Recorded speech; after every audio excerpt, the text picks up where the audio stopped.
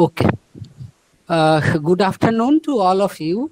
On behalf of SR Fatepuria College, I welcome you for today's session of our 3-day international webinar titled Gender, Sexuality and Post-Colonial Literature, Trends, Issues and Perspectives, organized by the Department of English in collaboration with IQAC of our college. Today, we have 3 lectures. Today's speakers are Professor Niladri R. Chatterjee from the University of Kolani, Professor Dr. Shreya Bhattacharjee from the Central University of Jharkhand, and Professor Dr. Isra Santeshu from the University of Georgia, USA. So, without taking more time, I would like to introduce today's first speaker, Professor Niladri R. Chatterjee, and it is my honor and privilege to welcome him. And before handing the mic to him, I would like to tell about him briefly. Dr. Niladri R. Chatterjee is a professor in the Department of English, University of Kalani, Nadia, West Bengal. He has a teaching career for over 25 years, and he has published widely and has been invited to numerous conferences in India as also as on other countries. His doctoral work was on the novelist Christopher Isherwood, a recipient of Fulbright Scholarship and the British Council Charles Wallace Fellowship. He co-edited The Muffled Heart, Stories from the Disempowered Male. Recently, he published his first novel, The Scholar. Today, he is going to deliver a lecture on Krishna Gopal Mallik's Buho Probesh, and the title of his lecture is Growing Up Queer, Krishna Gopal Mallik's Buho Probesh. Now, I like to request Professor Niladri sir to begin his lecture. Now it's to you, sir. Please, you can begin the lecture. Yes, thank you so much for the introduction. Thanks also go to the college for inviting me to speak. Am I audible? Can everybody hear me? Yes, sir. You are perfectly audible, sir. Thank you. So what I really wish to talk about today is a novel that was published in a little known magazine, a Bengali little magazine called Hawa Unoponchash. And this was published in May 1993. This is a novel by Krishna Gopal Mallik, which was originally published in this particular little magazine. And a little bit about Krishna Gopal Mallik first, I think, because many of us may not be aware of him. Now, Krishna Gopal Mallik was very much a part of a certain Bengali literary circle. He lived all his life in North Calcutta on College Street, overlooking College Square. And he is also very, very he was very much engaged with the publication of little magazines. So he himself published a lot of little magazines.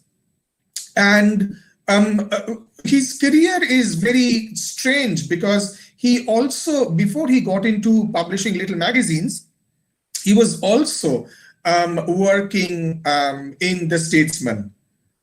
So he worked in the newspaper, The Statesman. Of course, in those days, Statesman only had an English edition. The Bengali edition, of course, is very, very new.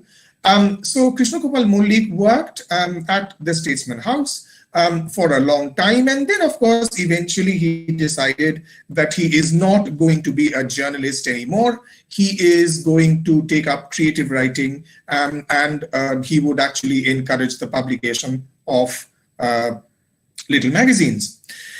And what results is that he publishes a lot of short stories that are published in many of the little magazines that he himself publishes. Some of them have subsequently been collected and published as a volume.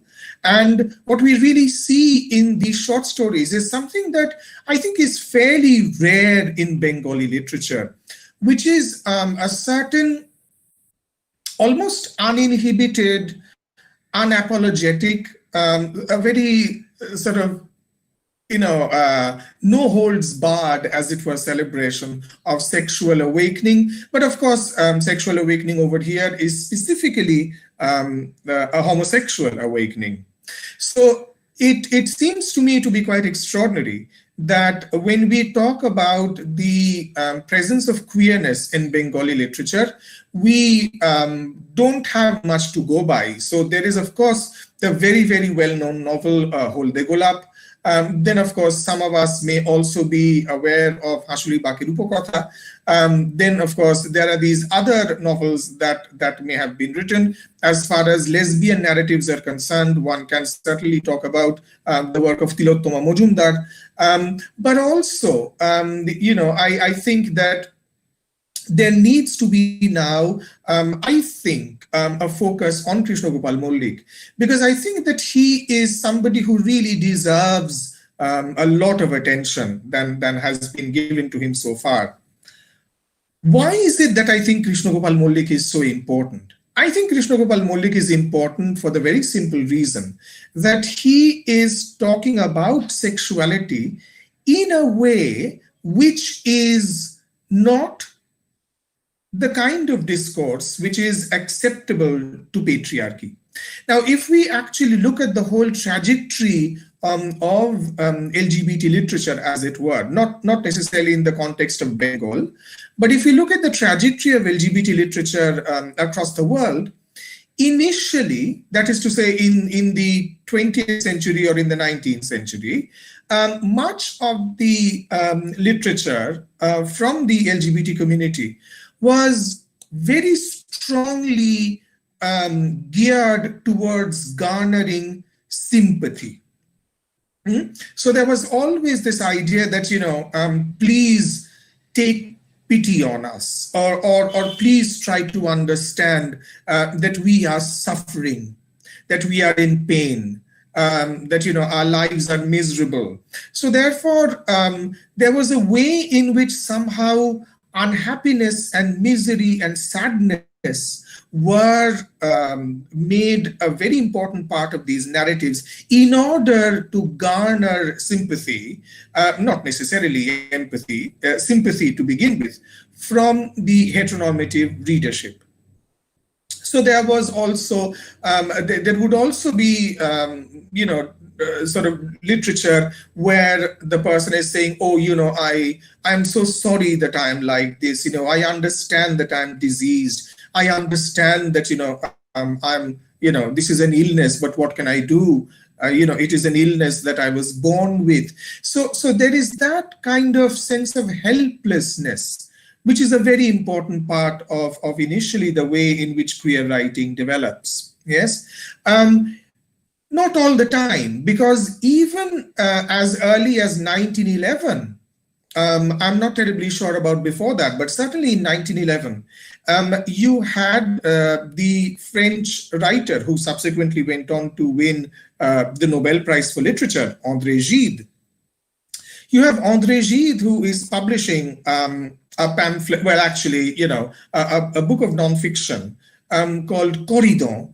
And in Corridon, that book is essentially an exercise at sort of, presenting to the public homosexuality as not something that is unnatural, as not something that is a disease. It is presented, or the attempt is made to present it as something that is natural, something that is normal. So that kind of an effort was happening in 1911. But of course, you must understand that André Gide himself does not publish his book in 1911. Well, he publishes a very, very limited edition of that book. Only he prints about 12 copies, which is not available to the public. And then much later, he returns to that book. And in 1920, he publishes that book again, actually 1922. And then, of course, it goes into several reprints, and he publishes it in 1925. And of course, it continues to be reprinted until we come to 1947, which is the edition that I have in my collection, right? So there are people like André Gide who are talking about homosexuality, and they are saying that please do not regard this as something abnormal. This is nothing unnatural. This is something that is natural. That kind of effort is happening around the 1920s. Also, in 19th century Germany, you also have the figure of Magnus Hirschfeld, who is also setting up his Museum of Sexual Science, where he is actively campaigning for the decriminalization of homosexuality, decriminalization of gayness. So therefore, there is a way in which in the late 19th century, early 20th century, a kind of movement is beginning to build up where people are beginning to talk about sexual rights of homosexual men specifically. And by the time we come to the 1920s, 30s, more and more of literature begins to be generated. And of course, as you very well know, that by the time we come to the 1960s, it becomes a very, very pressing concern. Homosexuality between adults, consenting adults in private, is actually decriminalized in 1967 in England. And of course, the world's first Pride March happens in 1970.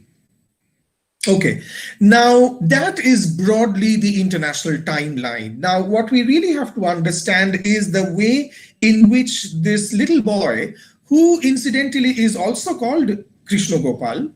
So in the novel, Krishna Gopal is basic. It's very difficult to understand whether this is an example of autobiography or whether this is fiction or whether this is faction. That is to say, fact and fiction, because it is written in a very, very sort of almost autobiographical tone of voice. The narrator is a first-person singular narrative, so it is always I. And what we find is that this little boy, growing up in North Calcutta, is gradually beginning to understand what is sexuality. He is beginning to understand, the pleasures of masturbation. He is beginning to understand the pleasure of groping girls. So yes, there is that too. So there is an incident where he is actually groping this female friend, this little girl that he plays with. So there are all these experimentations that are happening into masturbation, into groping. The idea of consent is never really occurring to him.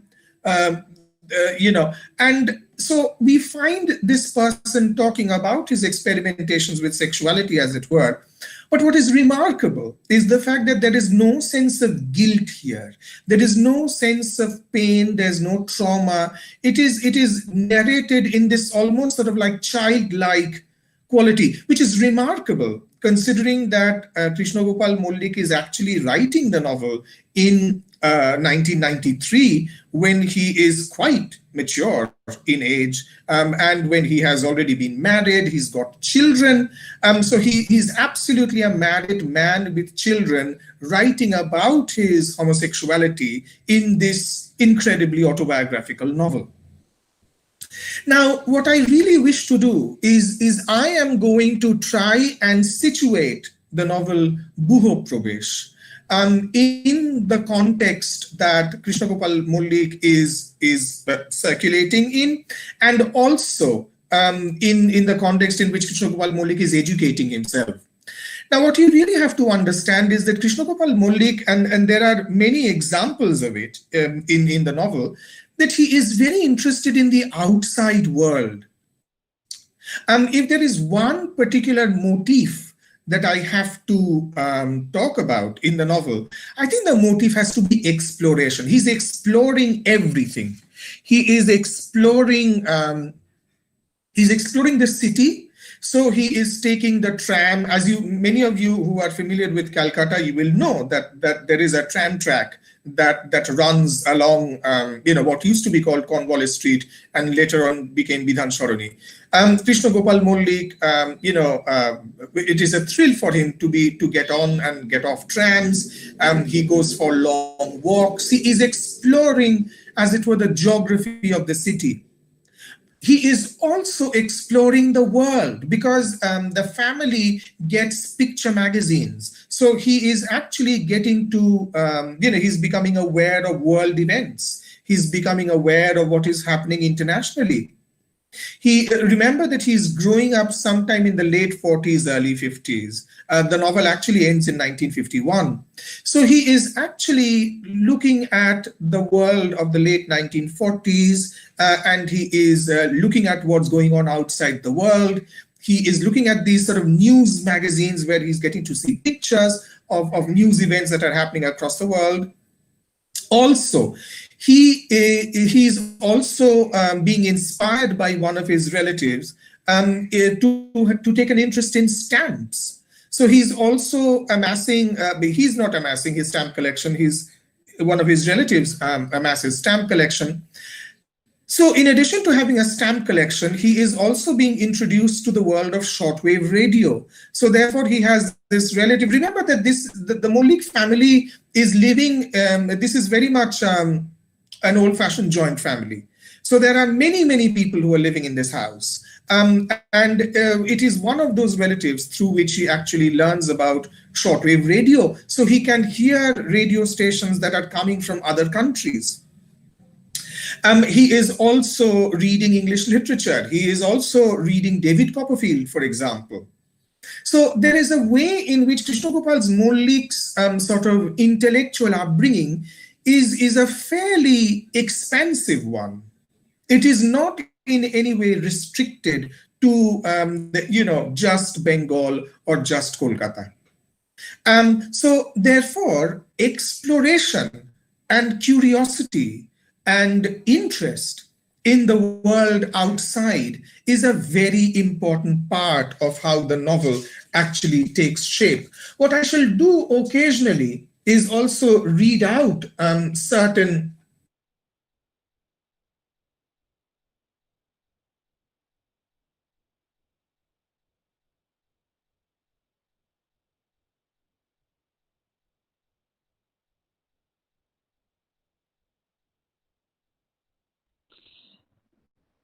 Extremely sorry for the technical glitches. Perhaps a call has come in Sir's phone, so he will be back soon. Wait a bit.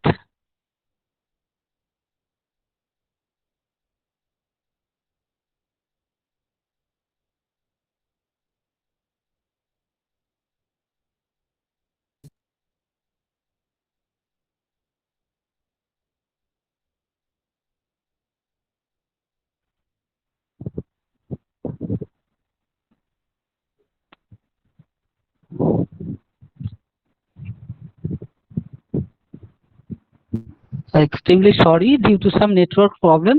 The sir had just left the meeting and he will join us very soon. Just wait a bit. Okay, the sir has joined and sir, please begin the lecture. Okay, sir.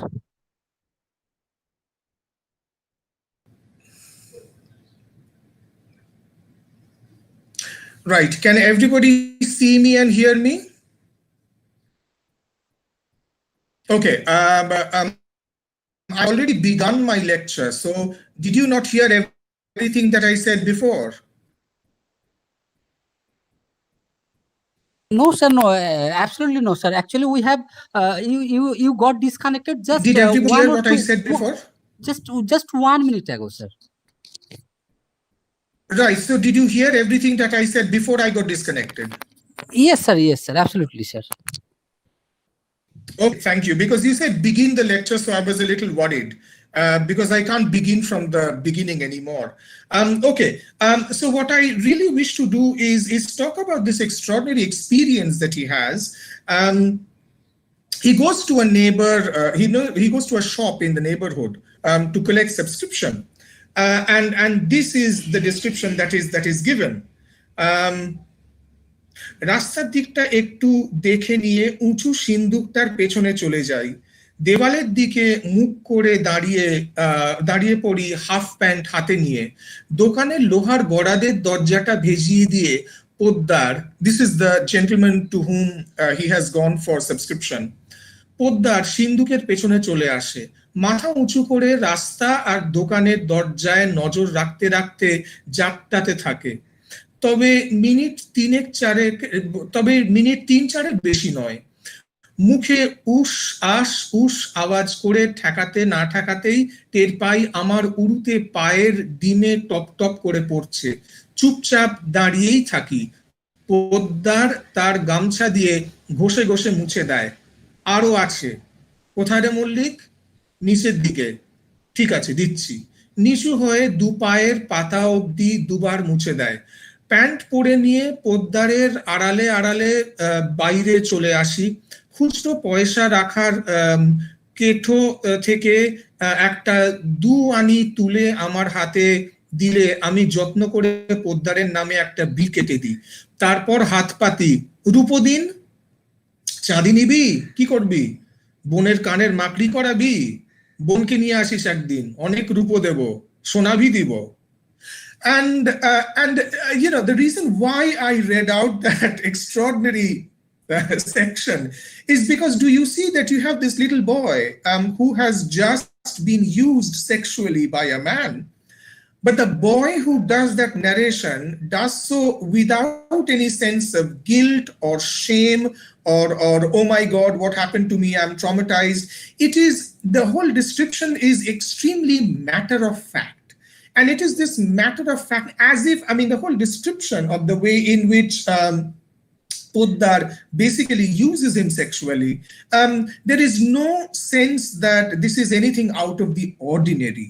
And it is this absolute ordinariness of this description which I think is extraordinary. That is the main point that I'm trying to make, is that it is done in the sense of, yes, well, of course, this happens all the time. It is this ordinariness which I think is so extraordinary. Now we move on, therefore, to the way in which he gradually begins to acquire a sense of identity. He reads a lot. He also talks about the Hindu-Muslim riots. So there are many sort of references that are embedded in the text, which gives it a certain historical resonance. He is extremely aware of the world. As I told you, he also starts to experiment with masturbation. He also understands that he also overhears his parents having sex. And also that is something which he registers. So he knows that there is something that is going on between his parents that can only be done in the dark, that can only be done furtively. So that is a sense that he also has.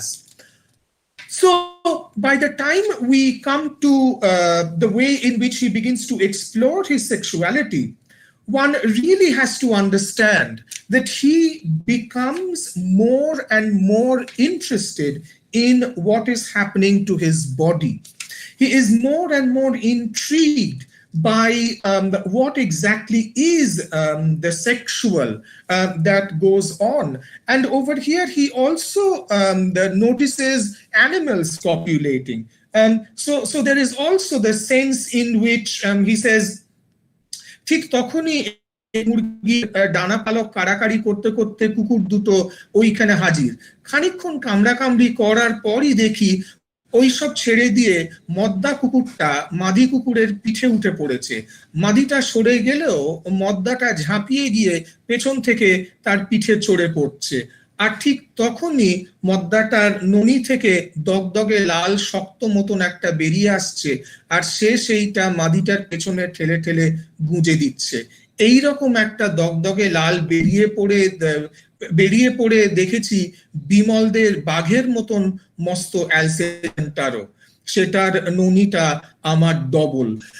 Look at the way in which sort of the penis of dogs are being looked at with a great deal of interest by this child who is exploring just the sheer sort of power, the charge of sexuality, without, again, any kind of shame, without any kind of guilt. He's just fascinated by the way in which sexuality is revealing itself to him.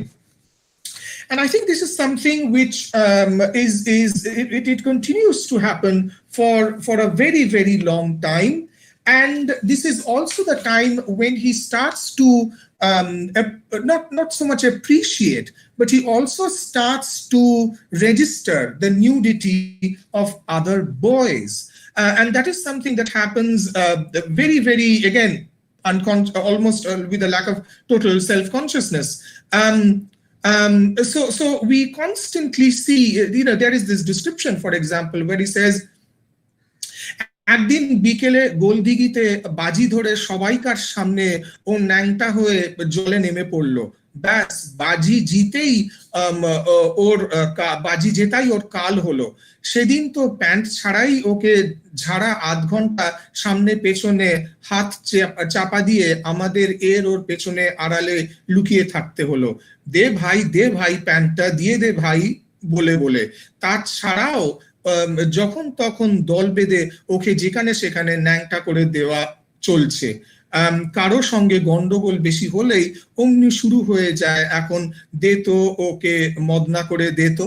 So therefore there are boys who are registering the nudity of other boys, and that is also sort of becoming a kind of exploration of sexuality as well.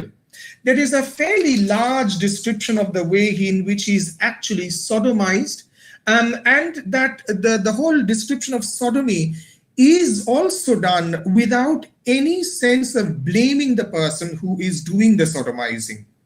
It does not even occur to him that if you are going to have sex with someone, that consent is very important. In the entire novel, there is absolutely no sense that consent is necessary at all.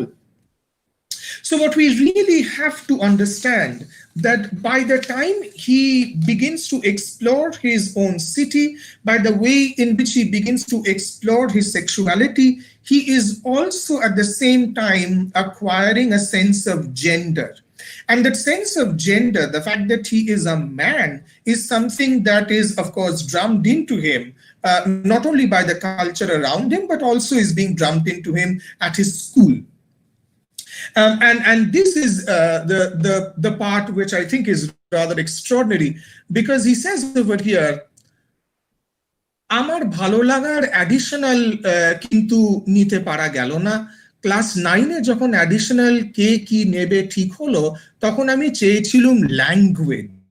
So he wanted to take up language as his additional subject, কিন্তু master মশাইরা তেরে এলেন, ল্যাঙ্গুয়েজে তোমার নম্বর উঠবে, mathematics নাও, ওতে তো নম্বর না হলে পার্সেন্টেজ বাড়বে কি করে। আমি ম্যাথমেটিক্সই নিয়েছি, উল্টে পাল্টে দেখেওছি, কিন্তু ওসব সার্ডস ফার্ডস আমার ভালো লাগছে না। তবে কস থিটা ট্যান থিটায় মজা আছে মনে হচ্ছে। সত্যানন্দ বাবু, চিত্ত বাবু স্যারেরা বারবার বলছেন অঙ্কই প্রধান অস্ত্র, শানাও শানাও। So there is a way in which look at the language that is being used. The teachers are actually saying that mathematics is the main weapon. You have to sharpen it. So the language that is being invoked is clearly the language that is martial, weapon, sharpen it, language of war, language of battlefield, and therefore by extension language of masculinity. So the way in which language is still being used, although he couldn't take his favorite additional language, but the way the teachers are telling him অঙ্কই প্রধান অস্ত্র, শানাও শানাও, is very much the way in which he's being told this is a fit subject for boys. This is a fit subject for men. This is the prime weapon. You have to sharpen it. And this continues, of course, his exploration of masculinity also teaches him that masculinity is also about competition. So it is about war, it is about battle, it is about competition too. Assistant headmaster মশাই ঈশান বাবু একদিন ডেকে বললেন, তুমি seriously শুরু করে দিয়েছো তো? শুধু ইন্টেলিজেন্স দিয়ে হয় না, তার সঙ্গে চাই ডিলিজেন্স, হার্ড লেবার, তবেই যদি হয়। দেখো বাবু, তুমি জ্যোতির্ময়কে কোনো দিনই আর টপকাতে পারবে না, ও তোমার নাগালের বাইরে এগিয়ে গেছে।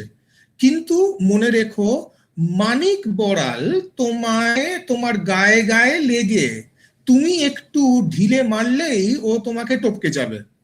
আর তাছাড়া তুষার বলে নতুন ছেলেটি খুব ভালো রেজাল্ট নিয়ে এসেছে, ওকেও সাবধান।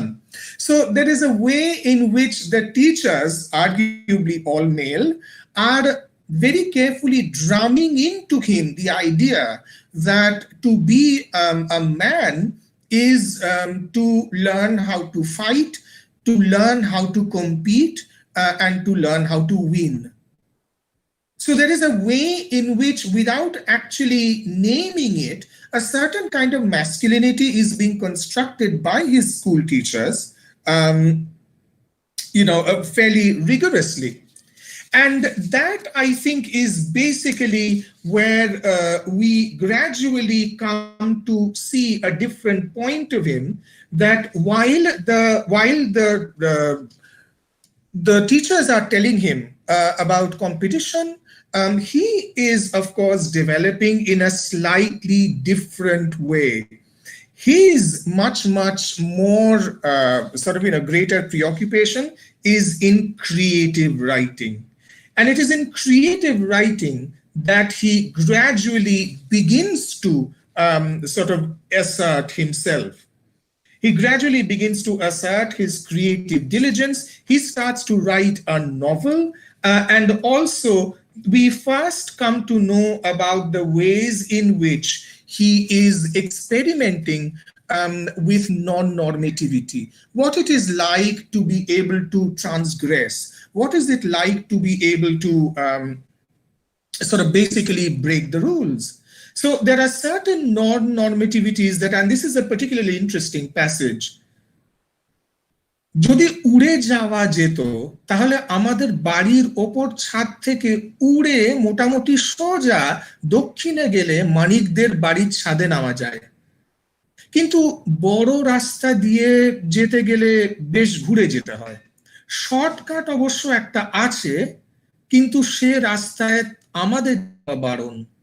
কে যে কবে বারণটা করেছিল ঠিক ধরতে পারি না, তবে আমরা সবাই জানি ও রাস্তায় যাওয়া আমাদের উচিত নয়।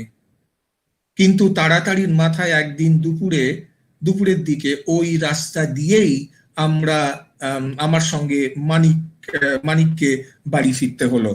Obviously we know what rasta this refers to. This of course is the part where it is the red light district. This is where the sex workers live. So therefore there are prohibitions that are also being marked out for this little boy. He is being told that there are certain lanes that should be avoided. He's not told why, but of course it does not take him long to actually discover what exactly is going on there. Gonika mane ami jani. So this is where he is beginning to understand. He's grappling with the idea of the sex worker. Gonika mane ami jani. Class 7-এই দারিকা একদিন তার পড়বার ঘরের দরজা বন্ধ করে বিশদ বঙ্গীয় অভিধান থেকে একে একে দেখিয়েছিল গণিকা, নিতম্ব, শিষ্ণু, পায়ু এবং আরো অনেক ওই রকম। ভগর মানে দেখে খুব অবাক লেগেছিল আমার। তাহলে কি ভগবান মেয়ে ছেলে? জানি তো ভগ প্লাস আছে অর্থে বতুপতপ্রায় করে ভগবান হয়, প্রাত্যয় করে ভগবান হয়। ভগবানের এই গোলমালটা এখনো কাটেনি। স্যারেদের জিজ্ঞেস করা যায় না, আশা করছি বড় হলে বুঝে যাব। So he is already beginning to understand that if bhogo means vagina, then is Bhagavan therefore woman? So did you realize that even as a young boy, he's actually beginning to question words. He is beginning to question language. So he's already developing a kind of awareness that this is something which really needs to be explored or something that should be explored. He, of course, starts writing fiction, and of course, gradually, what begins to happen is that he falls in love with this young boy who is 1 or 2 years younger than him. And eventually, when the novel comes to an end, we find that these two boys finally establish sexual contact with each other, and it basically happens through this novel that he has written. He reads out the novel, and the boy, the other boy, expresses his dissatisfaction, and he suddenly says over here, হঠাৎ ও আমায়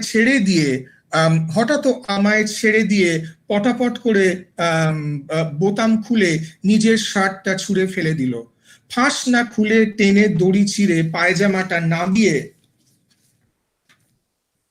পা দিয়ে সরিয়ে দিল, আর সর্বাঙ্গ দিয়ে আমায় জড়িয়ে ধরে ম্যালেরিয়ার কাঁপুনিতে বলে উঠল, আমায় নাও নাও গোপাল, আমায় তোমার আপন করে নাও, আমার সব তুমি নাও, নাও আমার নাও, পারবে তুমি এটাও লিখে দিতে, পারবে না তুমি সব কিছু লিখতে, পারবে না তুমি তোমার আমার নাম দিয়েই এই সমস্ত কিছু একটুও না লুকিয়ে উজাড় করে লিখে দিতে, পারবে না তুমি? So there are a couple of more paragraphs after which the novel ends, but isn't it interesting that even when there is a very, very strong sort of metafictional quality to it, because even as he's talking about this boy telling the narrator, won't you ever be able to write about us without any kind of inhibition? And when we read the novel, we realize that is exactly what is happening. He is writing about it without any inhibition. I will actually end my presentation over here by basically saying that what Krishna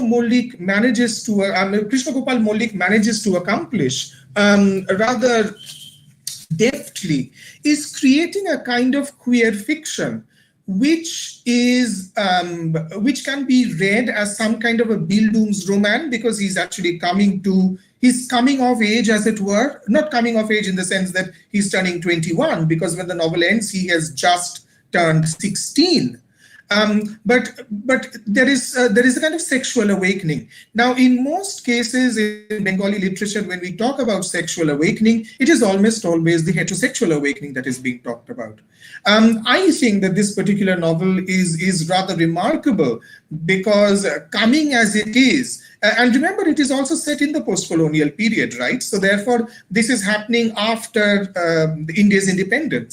India has become independent. Now, this is happening in the early 50s. India has just become independent, as it were. We are still living in Nehruvian India. And in the Nehruvian India, where there is a certain national project of creating the Nehruvian Indian man, I would refer you to the essay by Sanjay Srivastava, where he talks about the 5-year plan hero. So while that kind of a construction of masculinity is happening at the national level, here in Kolkata, at local level, you have this little boy who is going to school, who is experimenting with his sexuality in a way in which he does not have a roadmap to do. It is interesting that he talks about David Copperfield, but he does not mention the very peculiar relationship between David Copperfield and Steerforth. That is not done. So there is a very interesting way in which he is becoming aware of literature, of world culture, of other nations, and yet he is beginning to fashion out for himself a kind of sexuality that he does not see being reflected anywhere. But this lack of reflection of homosexuality does not induce any feeling of guilt, any feeling of shame. He still finds it celebratory. Thank you so much.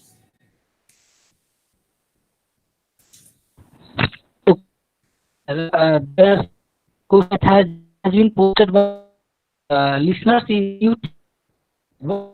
I have just if you wish, you can see it by yourself, or I can read out. Why don't in you the read chat out box? the questions? I Okay, sir. can Okay, see. sir. Let me see if I can.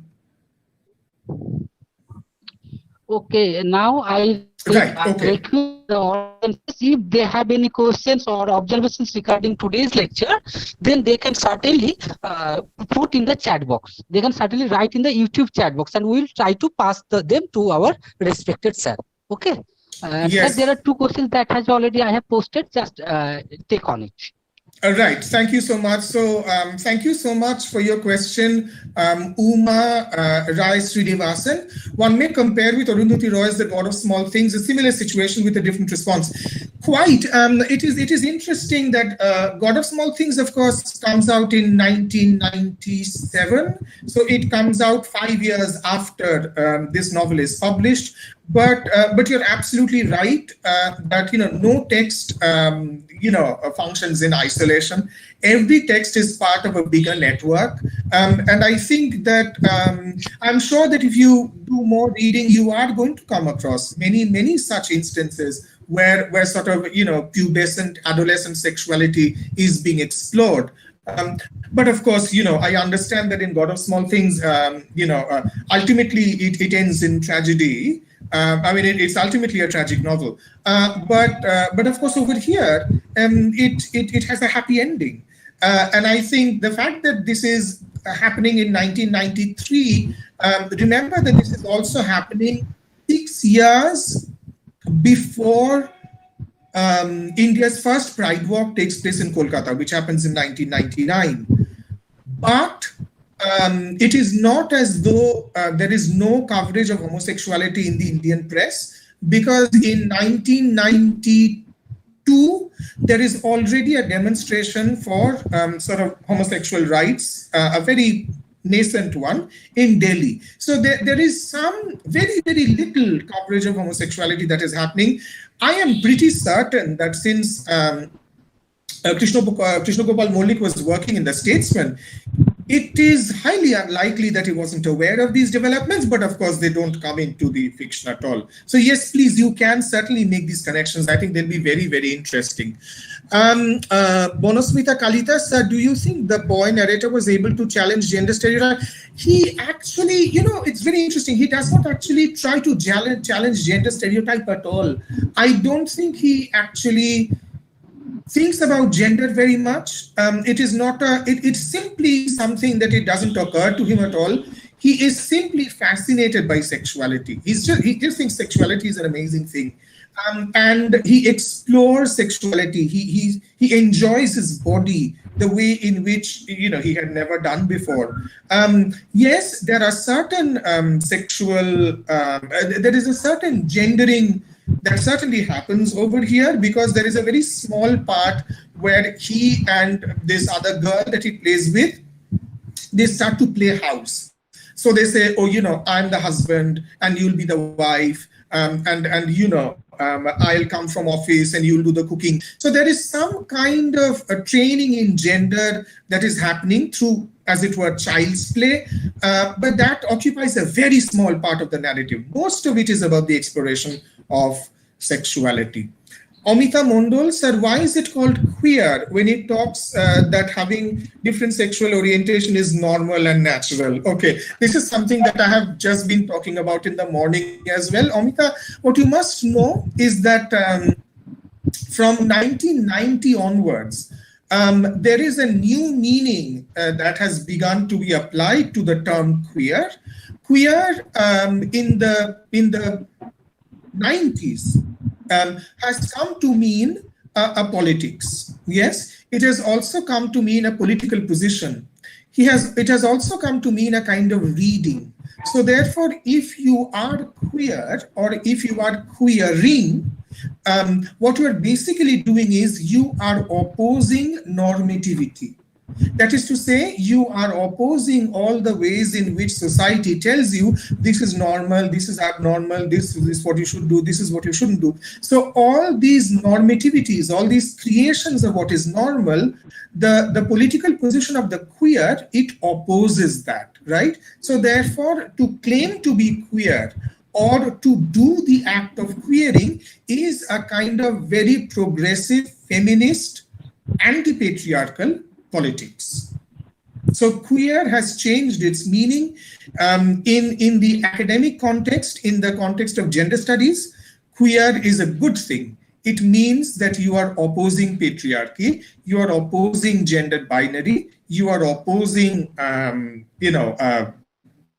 way in which patriarchy works. Onjit Dev Sharma says, sir, I do not find anything about Krishna Gopal Malik in Google. Will you please tell me about the availability of the book where I can find it? Onjib, I think you're probably called Shonjib. Your first letter may have somehow gotten hidden. Yes, just like you, I Googled Krishna Gopal Malik as well, and I couldn't find anything on Google. Absolutely, you're right. I think that there is one collection of his short stories, and he wrote this other book called Amar Premikara, which is Premikara, in which he actually talks about the many girlfriends that apparently he has had. But it's very interesting that when he talks about his girlfriend, he says he says something like, I am 101% homosexual or something. So he's constantly playing with these sexual categories. The collection of Krishna Gopal Malik's short stories are available in College Street. At least that is where my friend got it. But Shonjib, if you get in touch with me, I will be able to tell you the exact bibliographical details that you can actually track down the work of Krishna Gopal Malik.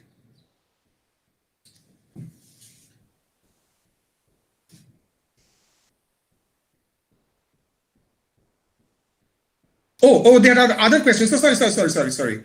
I think there are other questions as well.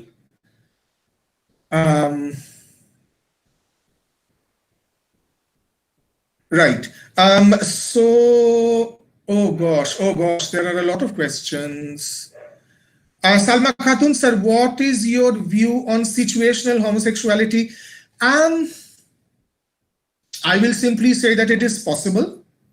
It is possible that in a certain situation, people experiment sexually with people of their own gender. So I'll simply say that it is possible, and then there is nothing wrong about it.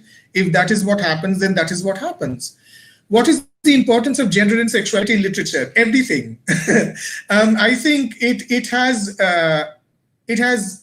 great deal of importance, because of the way in which language in patriarchy is heavily gendered. So there is a way in which there are certain things that patriarchy tells us we should talk about, and there are certain things that patriarchy tells us we shouldn't talk about. So therefore, these restrictions are something that we very often find in our academic curriculum, for example, in the syllabus. There are many teachers, for example, who are very, very shy about discussing gender and sexuality in a literature class. So you will then have to ask, these teachers, exactly what are they so shy of? So there is a way in which gender and sexuality informs much of the literature that we study, overtly or covertly. So it becomes almost the duty of the student to explore the ways in which gender and sexuality becomes coded in the literature. Sometimes it isn't visible, but one has to read very carefully to understand how coded it is. Would you say it is a precursor to such LGBT? No, I think that there are, Babita, thank you for your question. I think there are other works in which sort of sexuality is explored. But I certainly think that Krishna Gopal Malik deserves more attention. I'm not really sure whether precursor is the word, but I think that he certainly deserves a mention. My question is, why a woman always a symbol of sexuality? A woman is always a symbol of sexuality because men have been in control of talking about sexuality for all these centuries, which is why men have consistently sexualized women, heterosexual men have consistently sexualized women. And it is also because patriarchy regards woman as a sexual being, Remember that a woman's value in the eyes of patriarchy is her uterus, not her brain, not her intellectual accomplishments, not the amount of money that she earns, but whether she is married or whether she is having children. So in society, women are still regarded as a sexually productive machine. And that is why this constant sexualization of women continues to happen. It is completely patriarchal. Shogun Tripathi, a query, sir. As you said in the initial stage, homosexual literature demanded a kind of sympathy. Can we distinguish it from other demands or peculiar tones of homosexual writers down the ages? Yes. So initially it demanded sympathy, but then of course it was much more about self-assertion. It was also about the right to a happy ending. I would certainly want you to look at E.M. Forster's novel Morris, because that is a very political novel, because E.M. Forster writes this novel about two men who fall in love, and E.M. Forster gives it a happy ending. So there is a sense of so the happy ending becomes very political, right? So you have a lot of literature that is produced subsequently, which is much more politically conscious. And there is a lot of LGBT literature that basically says that we are not going to ask for sympathy, we are not going to ask for pity, we are simply going to say that this is our sexuality and you have to accept it. How can anyone judge gender of God Almighty? True, yes, very good point. How would you compare Sir Amar Premikara with Khushwant Singh's The Company of Women? I think that there is the quality of Amar Premikara is much more playful and not very misogynist. That is what I would say. Khaled Hosseini's book, The Kite Runner, where small boys with physical, yes, absolutely. What is your take on this? There, of course, it is horrendous. I mean, absolutely. I'm very glad that you mentioned Khaled Hosseini. Yes, that is horrible. That is horribly presented. I mean, it is a crime. It is completely a crime. And of course, over here, what is happening, this is improper too. So I am not in any way condoning this kind of sexually using a boy. I'm not condoning that at all. What I'm simply saying is that the way in which, Krishna Gopal Mullik talks about it, it is the tone that is very interesting.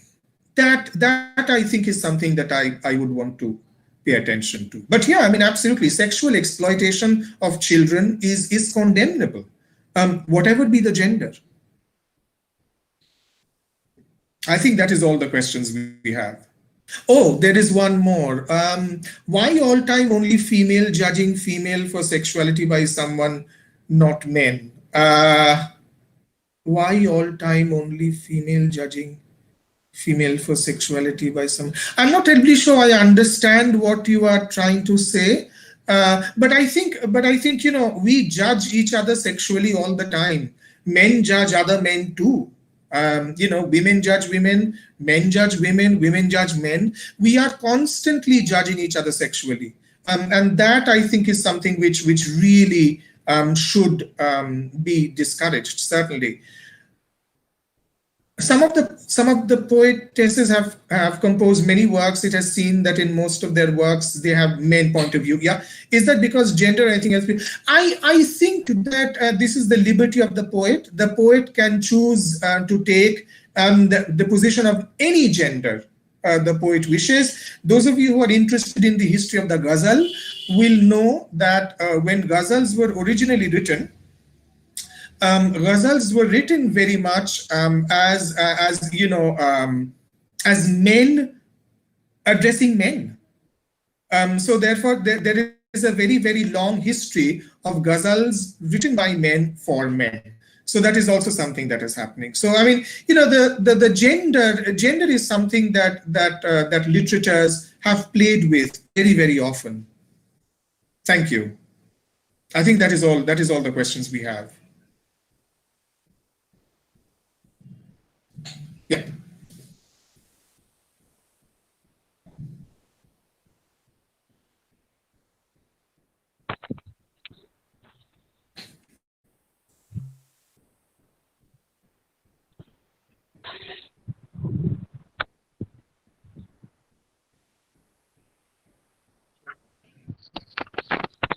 Okay. Thank you. Thank you very much, Niladri sir, for such insightful lecture and for facing the questions as well. Your lecture, as always, was pleasing and thoughtful. There is no doubt about it. Now, I request the audience if they okay, it has been done, and we thank you very much, sir. And now we move to the next our next speaker. And before that, I would like to say something. It's a request to the audience. Please don't send any mail regarding the feedback link. Actually, the feedback link will be given only on the last day of the webinar on the YouTube chat box. So please don't send any mail regarding inquiry about the feedback form. Okay. And now we move to our next speaker, that is Dr. Shreya Bhattacharjee. She is an associate professor in the Department of English, Central University of Jharkhand, Ranchi, India. Her academic interests include post-colonial studies, especially African, Afro-American, Caribbean, queer, and women writings, border and partisan studies, and contemporary literary theories. She has published widely and has been invited to numerous conferences in India as also in the United States, France, Hungary, South Africa, and South Korea. Formerly a civil services officer, she also nurtures a keen interest in human rights, tribal, and gender issues. The title of her talk is Untwining Threads of Gender in Select African Narratives, His Stories and Hers. Now, I would like to request Professor Shreya Bhattacharjee ma'am to begin the lecture. It's to you, ma'am. Thank you so much, Bhaskar. Am I audible? Yes, ma'am, absolutely audible, ma'am. Right. Thank you so much, Bhaskar, for the kind invitation and the kind introduction too. And I thank Fatehpuria College for this platform. I would like to do a PowerPoint presentation. Is that all right, Bhaskar? Yes, Can ma'am. I? Certainly, Okay. you can do that. Yes, yes, Right, yes. right, right, right.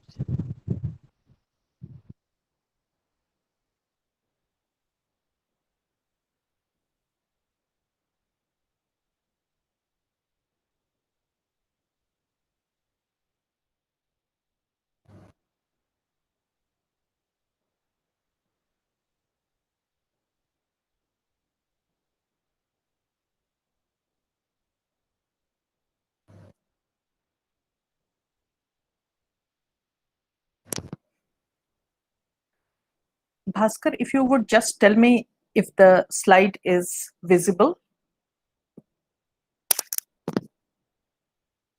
Hello?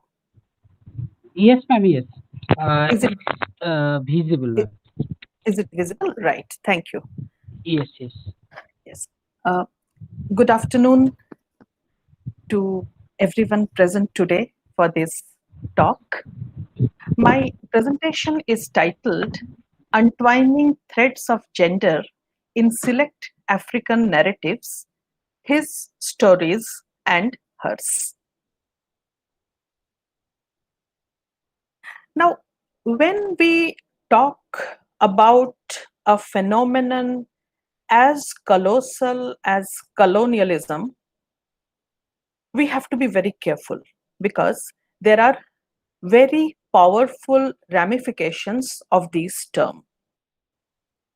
If we talk about post colonialism or if we talk about pre colonialism, in either case, it is the phenomena of colonialism which occupies center stage. So, without a study of colonialism, it is very difficult to understand what if there is anything called post colonial. Now, just to stress upon how colossal this phenomenon was, there is a statistics here.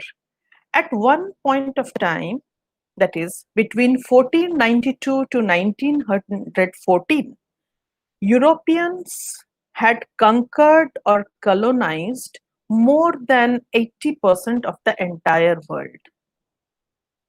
Europe consists only 8% of the planet's landmass, and it had conquered 80% of the entire world. And the heyday of this phenomenon was between the late 19th and early 20th centuries, right? So this phenomenon had huge ramifications. Now, there are two important things which we need to understand before we move on to what I'm going to talk about. One is the 0 point in history. That is, the history of any colony, you see, it seems to begin at that point of time when the first white man set his foot on the prospective colony. Any history of the land or the people prior to the arrival of the white man is neatly relegated to the realm of the pre-colonial, to the dark ages, to the pre-colonial ages. The history of the colony begins from the point when the first white man set his foot on the prospective colony. That's it.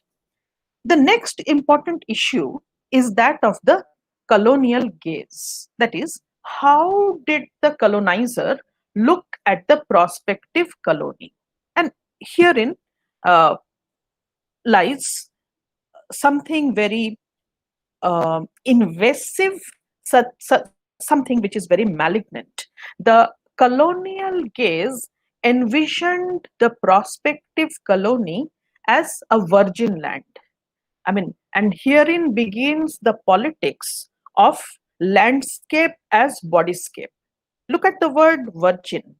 The colony is land as woman, and that is how the colonial gaze looks at it.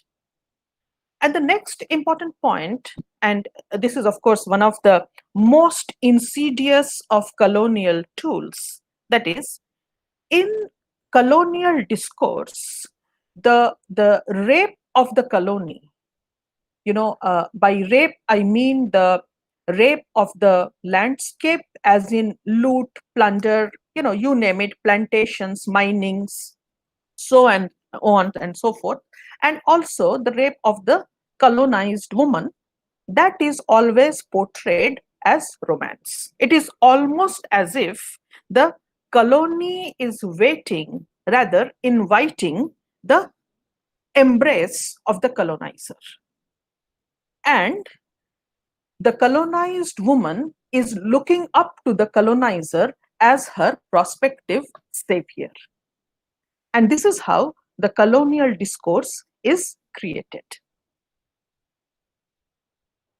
To illustrate what I have just talked about, this concept of landscape as bodyscape, I will show you a couple of remarkable engravings. The first one that you see, this is a very famous engraving by Johannes Tredenus, and it is called The Discovery of America. What you see here is an overtly clothed Americo Vespucci, the Florentine navigator, and he seems to be awakening a sleeping America. An America as continent, as woman, as you can see, is naked, and she is just waking up. It is the ideal picture of rape as romance, right? Let us look at another famous painting. This is by the this is also an engraving. This is by the Dutch engraver Cornelius van Dalen II. And here you see America once again personified as a woman with a headdress of feathers and arrows. If you look at the picture very carefully, you can see the native Indian or the American Indian settlements on the left. And once again, look at this.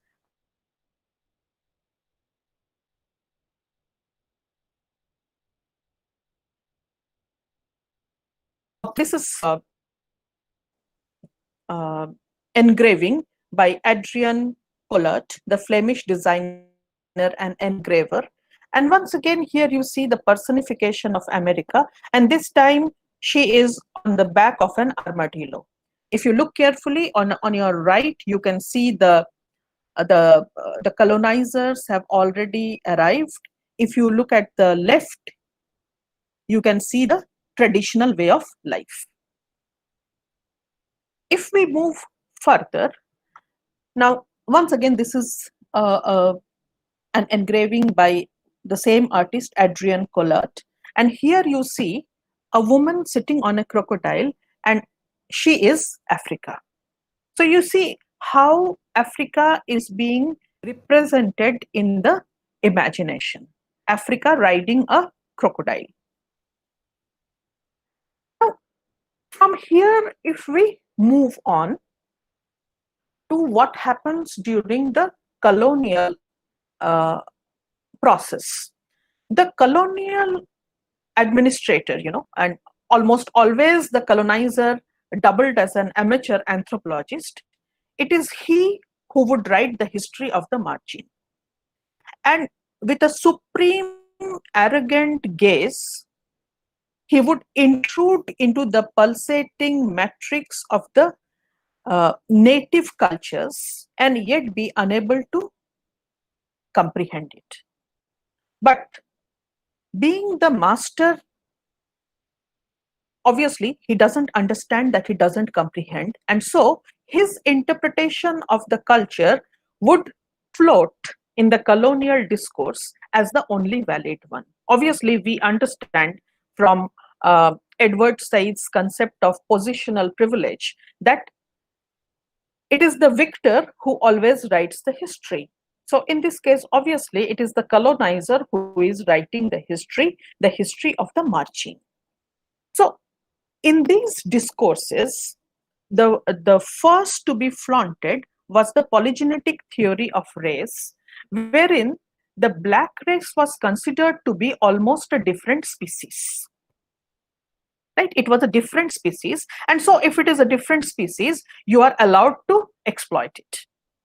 Now, with Darwin's On the Origin of Species, which was published in 1859, and which is considered to be the foundation of evolutionary biology, it established the monogenetic theory of race, wherein all human beings were scientifically proved to belong to the same species, that of Homo sapiens.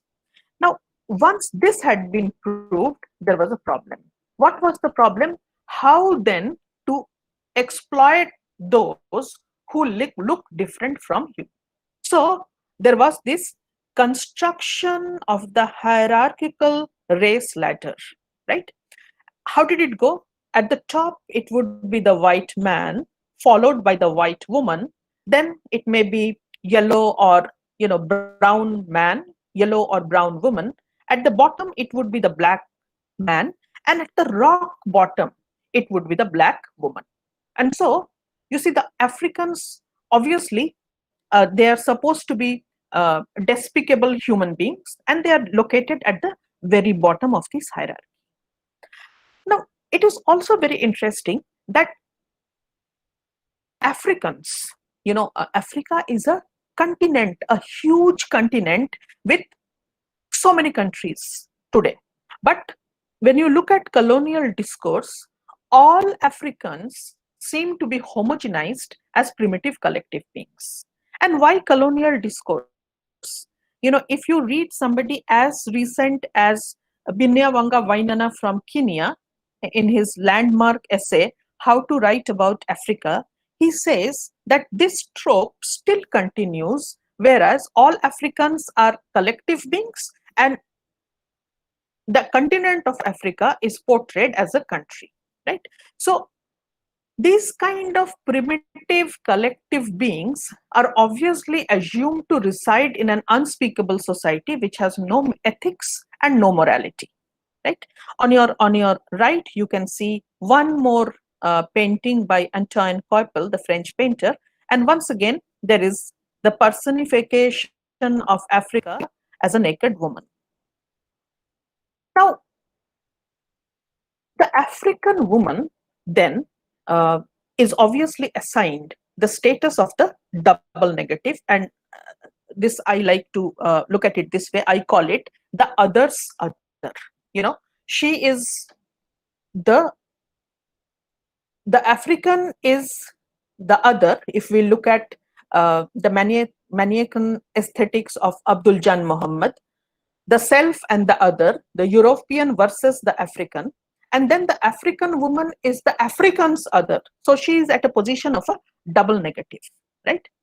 Now, Annie McClintock, in her wonderful book Imperial Leather: Race, Gender and Sexuality in the Colonial Contest, introduces this concept of the pornotropics. Now, what is the meaning of pornotropics? What she says is that in the sex obsessed yet Christianity restricted European imagination, the colony became the pornotropic. And it was here that the sexual fantasies of the white colonial male, which had to follow certain norms and regulations while being in Europe, could run riot. In Africa, it was a free for all. And the sexual perversion of this psyche is reflected in both the obsession with the nakedness of the other and the deviant sexual customs of the other. And of course, it resulted in a lot of transgressive sexual relationships with the other. In this kind of a context, we can understand that the African women has been consumed by racism, colonialism, patriarchy, and obviously by racist colonial patriarchal power discourses, right? So against this backdrop, the backdrop of colonial discourse where the African woman has, kind of occupied the position of the rock bottom. She is at the double negative, the other's other. In this context, we look at the two authors that I have picked up for today's discussion. One, of course, with whom you are, I'm sure, most of the students also are familiar, the noted Nigerian novelist Chinua Achebe. And on your left, you can see a wonderful novelist, again from Nigeria, Akachi Adimora Ezekwo. Now, as you know, both of them belong to the Igbo community of Southeast Nigeria, and both of them have written their first texts about the coming of colonialism to Igbo land. The texts that I have chosen for today are, of course, one we are all familiar with, Chinua Achebe's Things Fall Apart, and the other is The Last of the Strong Ones by Akachi Adimora Ezekwo. Now, Chinua Achebe's Things Fall Apart was published in 1958, and it was perhaps one of the very first texts to be written from the point of view of the native African, right? And Akachi Adimora Ezekwo's The Last of the Strong Ones was published in 1996, right? Almost, quite a few decades after Things Fall Apart. But then they both follow the same timeline and are located in the same place, Southeast Nigeria, in the heart of Igbo land. To lend socio-anthropological authentication to what I'm saying, I have also studied in detail two anthropologists. The first is G.T. Basden, who's among the Igbos of Nigeria, and Niger Igbos are two seminal works on the Igbo community. And perhaps you'll be surprised to know that Chinua Achebe's grandfather and father both knew G.T. Basden. And in fact, Chinua Achebe drew a lot of things for his novel from G.T. Basden. The other anthropologist that I'm talking about, she is contemporary, she is Black, she is female, and she is called Ifi Amadioum, and her book is called Male Daughters, Female Husbands, Gender and Sex in an African Society. So And this goes to the title of my presentation today, his stories and hers. Chinua Achebe is also talking about his Igbo community and trying to set the colonial record right, but that is from a male perspective. And we have Akachi Adimora Ezigbo also attempting a similar thing many years after Achebe, but herein from the point of view of a woman. Now, one of the questions which has always bothered me, and incidentally, my research, that is my PhD, is also on Chinua Achebe, has been that why a writer like Chinua Achebe, who is devastatingly honest and very committed, and he explicitly states that he is writing an alternate version of history which is designed to set the colonial records right. Now, if it is so, why did he not highlight the empowered position enjoyed by Igbo women in the traditional Igbo milieu? This is a question which has always bothered me. Now, let us look at the traditional Igbo community of Nigeria as reflected in these two texts. Now, both, I mean, you can almost read Adimora Ezigbo's text as a counter narrative to Chinua Achebe's text.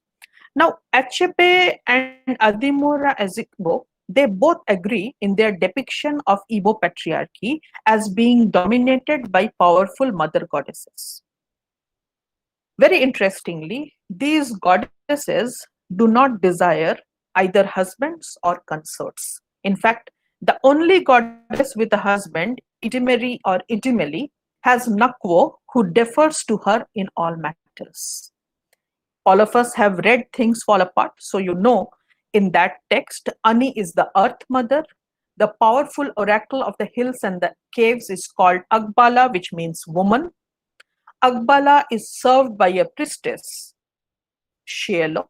We know that in the Igbo community, Christians, children are named Naneka, which means mother is supreme, and a woman is always buried in her motherland. The Igbos believe that when life is sweet, a man stays in his fatherland, but at the time of suffering, he always goes to his motherland. He finds refuge and consolation there. If you remember, after Okonkwo had inadvertently killed Ezeudu's son in Things Fall Apart, he had to seek refuge in his mother's homeland, that is Mabanta, for 7 years as a repentance. Now, if we look at the political scenario of these supposedly pre-colonial villages, Achebe shows the society to be democratic and republican and governed by social consensus, to be more precise, adult male consciences. The Nadichi or the elders, the Egvugvu or the masked ancestral spirits. I will discuss the Egvugvu, the masked ancestral spirits who perform the role of reconciliatory law courts. And the titled men, they have huge respect and a powerful voice. This is what Achebe shows. What Adimora Ezbo shows is the Obuofo or the inner council that is constituted of, and I mean, that is the most powerful socio-political governing body at the grassroots level, and it is constituted of both men and women chosen on merit. In fact, Adimora Ezigbo also shows the Oluoda or the top women representatives, although they are a minority in the council, but nonetheless they have a powerful presence. If we look at the position of women in economy, you will be surprised. Here, both the narrative and the counter narrative match when they show that the Igbo women in the traditional milieu enjoyed extensive freedom, although this was a patriarchal world and also a polygamous world. Now, the women enjoyed the luxury and privacy of their own huts. They were independent economically. They functioned as farmers and petty traders, and some of them even functioned as long distance traders. Women occupied, especially wives, they had a central place in the subsistence agrarian economy, and men gained authority through ritual specialization and ritual control. If we look at the myths, the creation myths, and the gender ideologies, we find that there is a neat division of labor and crops. The growth of yam is the prerogative of men. Cocoyam, cassava, melons, beans, these are grown by women. You'll be surprised that in a family meal, the yam and meat is supposed to be provided by the man, whereas the woman is supposed to provide the vegetables and fish and eggs on rare occasions. Most women had their own market stalls, and they sold everything from agricultural produce to pottery to mats to baskets. An Igbo woman always purchased her own luxuries. The markets were run, policed, and maintained by women. The presiding deity of each market was also a woman. And this holds true in many African countries even today. If you happen to visit a country like Ghana and you go to the capital, Accra, and you look at the marketplaces, it is entirely run by women even today, right? So this cash exchange and control was a prerogative of women, and G.T. Baston very clearly states that prostitution as a phenomenon had never existed in traditional patriarchal Igbo land. Now, if we come to women in creative professions, we find that unlike Achebe does not mention it, but Adimura Ezigbo shows women to be involved in very creative professions. For example, in handicrafts, drawing, painting, and in fact, professional beauticians had a huge role in this traditional milieu. Women were also poet raconteurs, chanters, storytellers, and they were hugely respected as cultural custodians, authentic recorders and portrayers of history. In fact, these women had a stupendous memory, and they would be able to chant the history to the coming generations. Right? In this world, talented single women could maintain their status in style. In fact, Adimora Ezigbo talks about Shieme the chanter. She was Oluoda who showed the world that a woman's reputation does not depend on a husband. Now, if we talk about titles, now the Igbo patriarchy had an elaborate system of titles for men. The first three were inexpensive titles: Shi, Ifejioko, and Ikwo, and it signaled a boy's growth to maturity. The next four titles, Ozo, Idimeli, Omalo, and Erilu, with a legendary fifth, Ize, highlighted an Igbo man's gradual climb up the Igbo hegemonic ladder. In the high title of Ozo, it was mandatory, that the man would be accompanied by his daughter when he went to invoke Idimeli, the daughter of God. Now, you might feel that what is the significance of these titles? There were two things. One, when you attained a high title, along with it came a lot of social responsibility, right? It is not just you gain power plus you gain a lot of social responsibility. That is one. And the second is you were supposed to spend a lot of money. This would require a lot of rituals, feasts. So it was to ensure that you did not become too rich. At the same time, you did not become too powerful. It was a kind of a cross check. Now, very interestingly, the fifth title, that is Ize, nobody ever attained it because it signified a king. And the Igbos have always been a kingless society. They have been more of a democratic and a republican society. Very interestingly, Achebe makes no mention of titles for women. But if we look at the text of Ifi Amadium, the anthropologist, we find that there was a custom of two kinds of title for women. One was voluntary, the other was involuntary. And these titles went to women who were very industrious and resourceful. Now, very rich women could sacrifice women and take the voluntary title Ogbuifi. But the goddess Idimeli bestowed the involuntary title Ikwe on her chosen women. And who were these women? These were women who, due to their own hard work and enterprise, were socially and economically very well placed. The most senior Ikwe titled woman, Agba Ikwe, possessed vetoing rights in the town assembly. G.T. Basten, the white anthropologist, mentions that the power of the Ozo titled man could be challenged, but the position of the Agba Ikwe was never disputed. Adimora Ezigbo shows Shieme, the chanter, taking the title Lulu.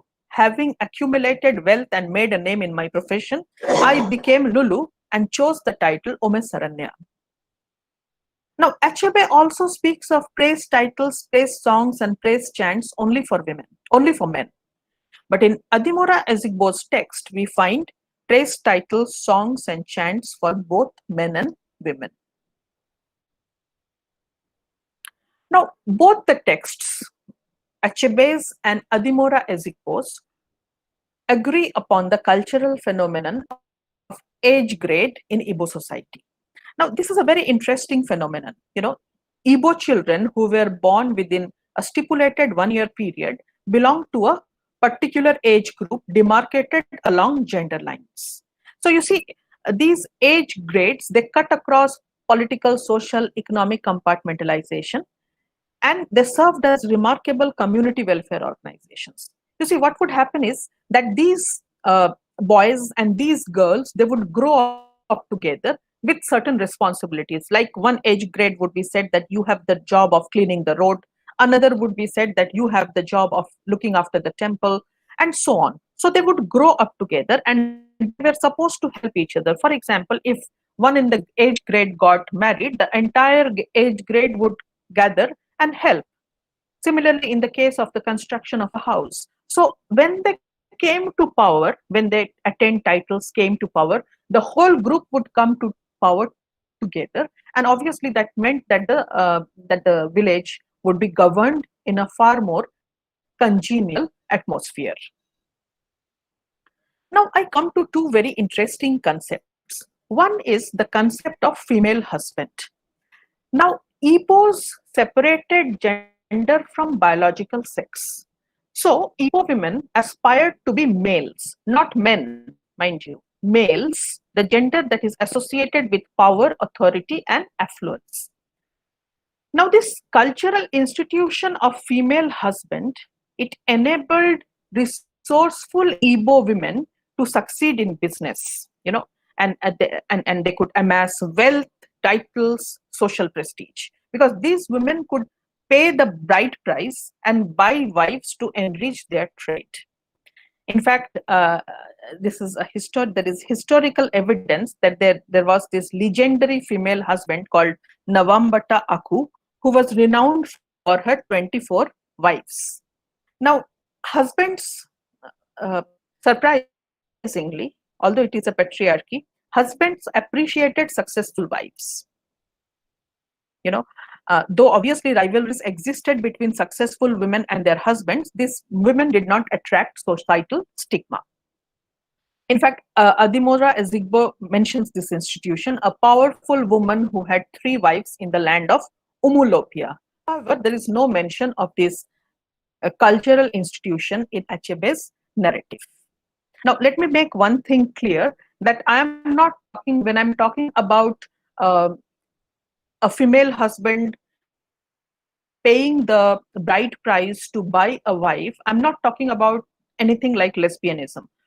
What I'm talking about is that the bride price would be paid by the female husband, and the wife would help in expanding the business empire, so to speak. But she would be allowed to take a consort, she would be allowed to have children, but those children would take the name of the female husband and not of the consort. This is how it functioned. The next interesting cultural institution was that of the male daughter. Herein, you see, this institute could confer male status, that is, rights and privileges of a son, to married or unmarried daughters. Sometimes, uh, the daughter of a man who did not have a male heir could opt to stay in her father's patrilineage. She could refuse marriage and normative family life and choose a mate of her liking to perpetuate the family tree, her father's lineage. Alternatively, sometimes a daughter could be recalled from her marital home to be to be conferred the status of a son to enable her to inherit her father's property. When we look at Adimura Ezegbu's text, we find this concept of Naloikava. In fact, Aziagba, the unmarried daughter of Abiatu, chooses to stay at home and perpetuate her patrilineage. In Achebe, we do not find any mention of this cultural institution. Now, if we look at the institution of marriage, now both the narratives agree on this. Now, marriage obviously was a very important institution in the Igbo community, as in most communities. What is very interesting is the Igbo ritual of Puri, which initiated the would-be bride's long familiarization visit to her in-laws' place. This was I always think that this is a fantastic idea. That is, prior to the marriage, the would-be wife would go to the would-be groom's place and usually spend 4 weeks there to assess if she was compatible with that family, and that family would also check if they were compatible with this wife. And if it worked out, only then the marriage negotiations would proceed further. Now, if you look at another marriage ritual, this is also very interesting, and this I have taken from Things Fall Apart. This is the final marriage confession rite called Isa Ifi, wherein the Umuoda, that is the Association of Patrilineage Daughters, they would question the bride-to-be in the presence of the clan head on her sexual integrity from the day of engagement. Mind you, from the day of engagement. Prior to that was not any concern of the groom's family. And the question is, how many men have lain with you since my brother first expressed the desire to marry you? Which means, in other words, the vestal status of a bride was not a prerequisite for marriage, although the vestal status of a bride had huge significance. Similarly, this concept of bride price, it also acted as a safety valve, allowing married women to exercise choice through both divorce and remarriage. Now, if a married woman chose to return to her father's place, then the father was compelled to return the bride price. But if she chose to remarry, then the husband to be would return the bride price on the day of the marriage. But if the husband turned her out, then the father could claim back the bride price also. Now, in this society, the levirate system of marriage prevailed. The custom of Nakusi allowed the younger brother or sometimes the eldest son of a deceased man to inherit his wife. Both the narratives agree on the marriage issues. Now, as I have mentioned, this was a patriarchal society and also a polygamous society where wife battering happened, but it invited sound redressal. In fact, the battered women could approach the Igvugvu. Now, this Igvugvu was a body of masked ancestral spirits with a semi-divine status, and they functioned as a reconciliatory law court. Now, what happened was that the most intelligent and also the most powerful and responsible men of the society, they would perform as Igvukvu, and they would be masked, and they would have a semi-divine status. So nobody would usually question their verdict. Now, these aggrieved women could also approach the women organizations. But Achebe shows the Egwugwu trying to arbitrate disturbed marriage relations. However, he does not make any mention of the women organizations in this context. Which brings me to the most interesting finding of my own research. And the most interesting finding of these societies, which are supposed to be archaic, primitive, you name it. Now, you'll be surprised to know that Igbo society boasted of three, not one, but three very powerful grassroots women organizations. And I am talking about pre-colonial, traditional Igbo society, right?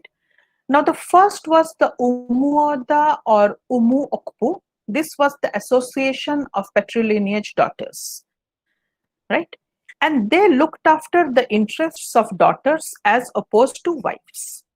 They were supposed to be the ritual specialists, and they dealt with confessions of infidelity or adultery by wives, and they cleansed the patrilineage of pollution or abominations.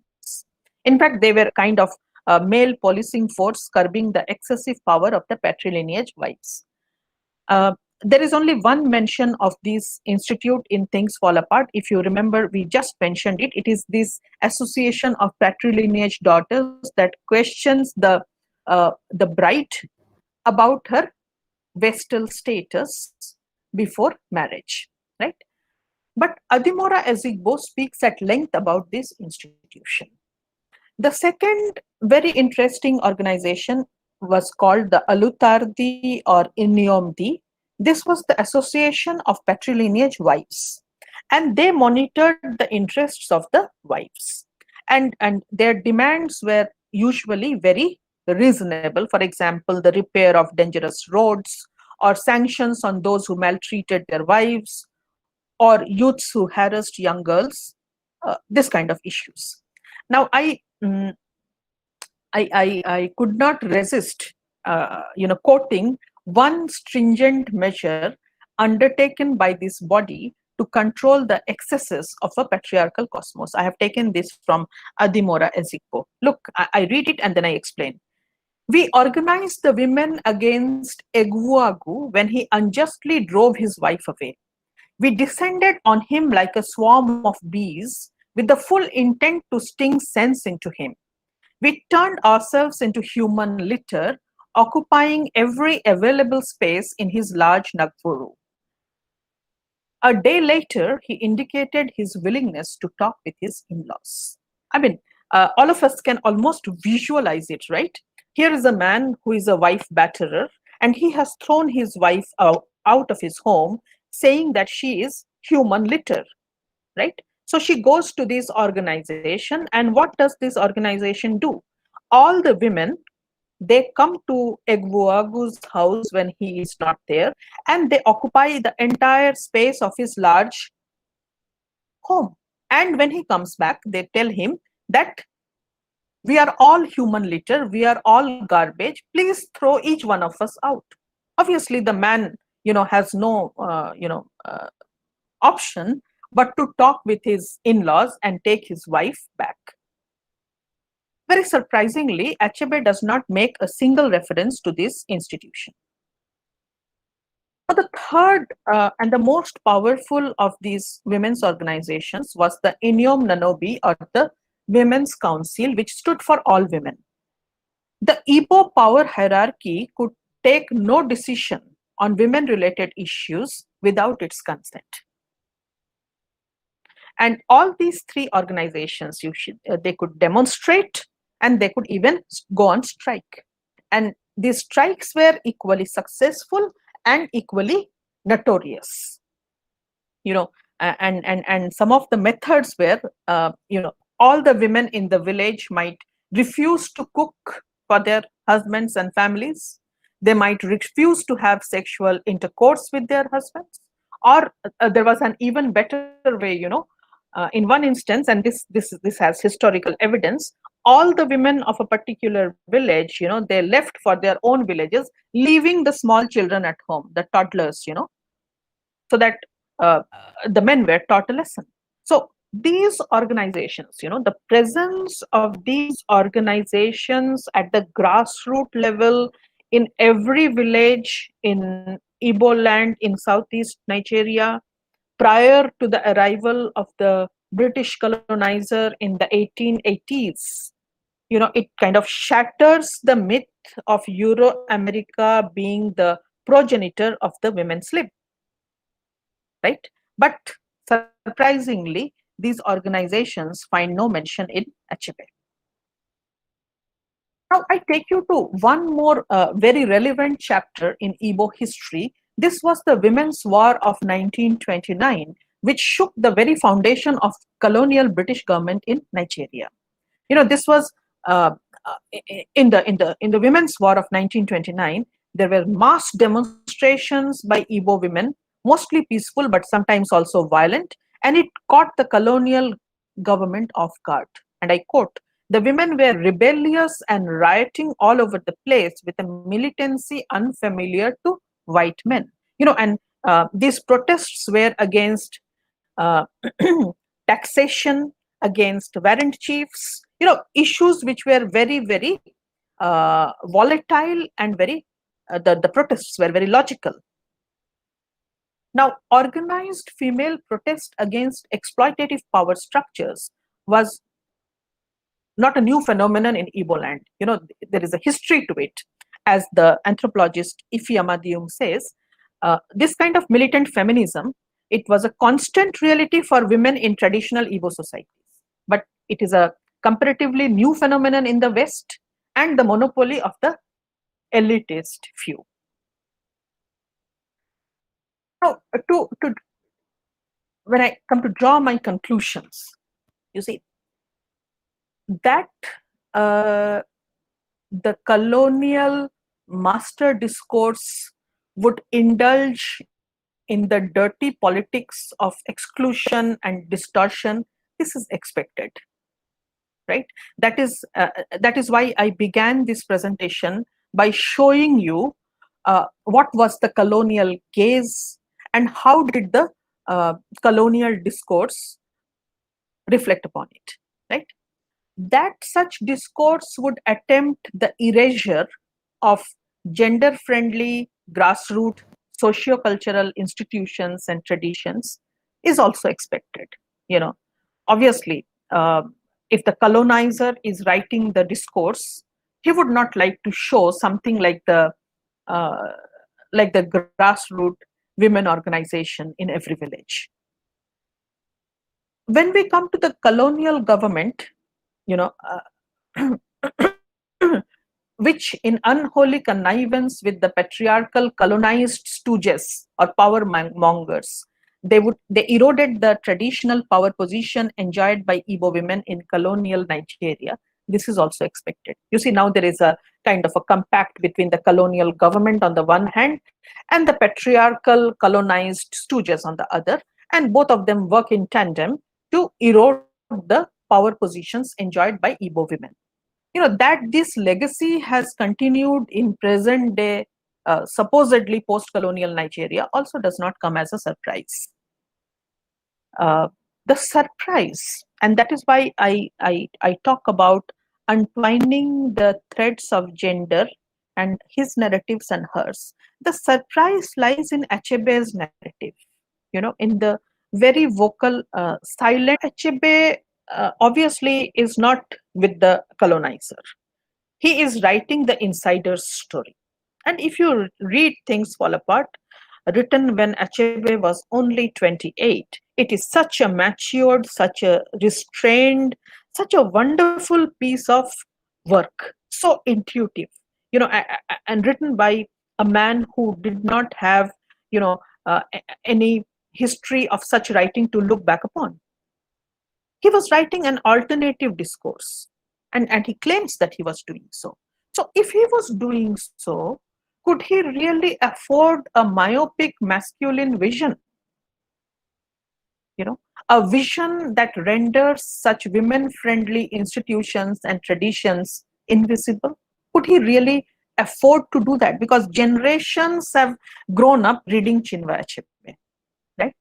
So could he really render these women organizations, these women-friendly traditions invisible? Why did he do it? So the question that comes to my mind is, did he become party to the master discourse that renders women invisible, like all other master discourse? Was he party to it? And is he then guilty of signing the colonial compact? The blatant patriarchal assumption on both sides of the colonial divide that it is a patriarchy on both sides becoming hand in glove and signing the colonial compact, that women are willing prey for appropriation, invisibility, and even erasure. Was he guilty of signing the colonial compact? Now,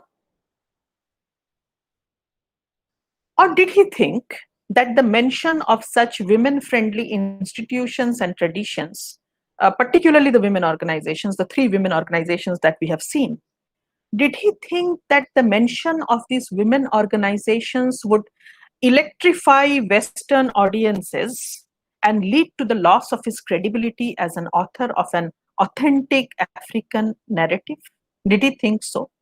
I mean, would the audience not be able to accept that such organizations, such traditions could exist in what is, supposedly a pagan, primitive, barbaric world, and and by default, it would make him lose his credibility as an author of an authentic African narrative?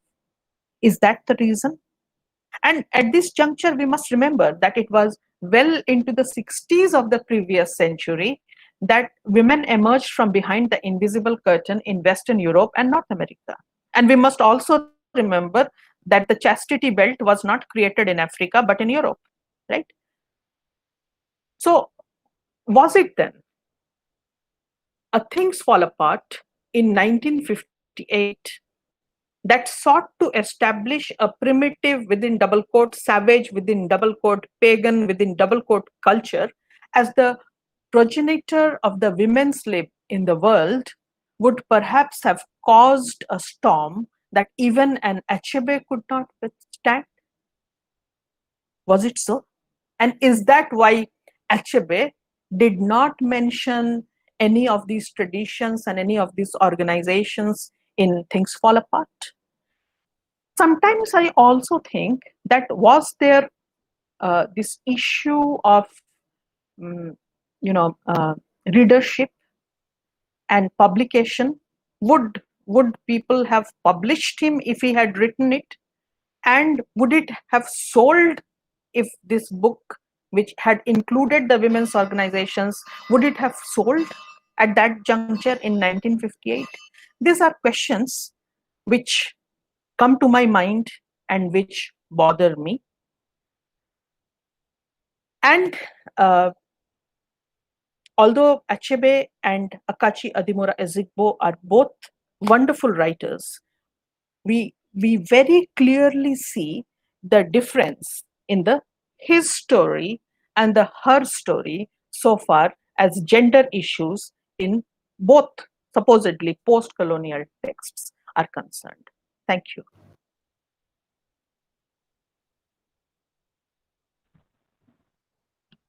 Thank you. Thank you, Shreya ma'am, for such insightful lecture, and really it was very enjoyable, and for the listeners too. And with this, I now take some questions, ma'am, and I just put them in the chat box. Just please answer them whenever it is possible. Okay, ma'am. I will be grateful if you would read me the questions, if that is possible. Okay. Thank you, ma'am. Thank you. Shohini Sen has wrote a question. If we assign the status of double negative to the African women, what status can we assign to the slave women of Africa? They were even more marginalized. How will you describe them? Yes, obviously. In fact, that is a very pertinent question, because no study of colonialism and post-colonialism is complete if we also do not look at the history of slavery, and obviously the position of the Afro-American slave woman would be at a position that is even worse than that of the African woman. Maybe at the triple negative, one more step down. And in fact, one of the best books that comes to my mind is Ya Gyasi's The Home Going, which talks about two women who are half sisters. One goes on to become the mistress of the slave governor in the Gold Coast, and the other goes on to become a slave and is taken by the slave ship to America. So obviously, yes, indeed, the African American slave woman, that is a history which is even more painful than of the colonized African woman. Indeed, yes. Okay, next by Sorbani Ghosh. Africa women in literature expressed as a woman whose life is in her household, and their fondness and dedication towards household extends as a development of world is this willing or they are forced to do. See, it depends on what we are talking about and which texts we are talking about, because society evolves, you see, and with this evolution, the texts that represent the society also obviously change. Now, if we look at Things Fall Apart and half of and The Last of the Strong Ones, that is one world. If we look at the present generation of writers, that is another world. Say, for example, in between, you can look at the works of Buchi Emecheta or Flora Nawapa, that is one world. If you look at writers like Chimamanda Ngozi Adichie, who is writing now, it is a very different world, you see, and the and the representation of women in these texts also change, because the African woman of 2020 will obviously not be the same woman whom you met. For example, if you met Ekwifi in Things Fall Apart in 1880, the world has changed, African societies have evolved, and women have also changed. It depends on how we look at it.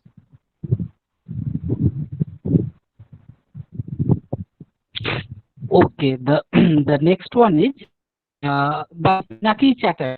Females who consider themselves as a female husband or married to individuals from the same sex, or do wives here mean husbands? No, that's what I explained, that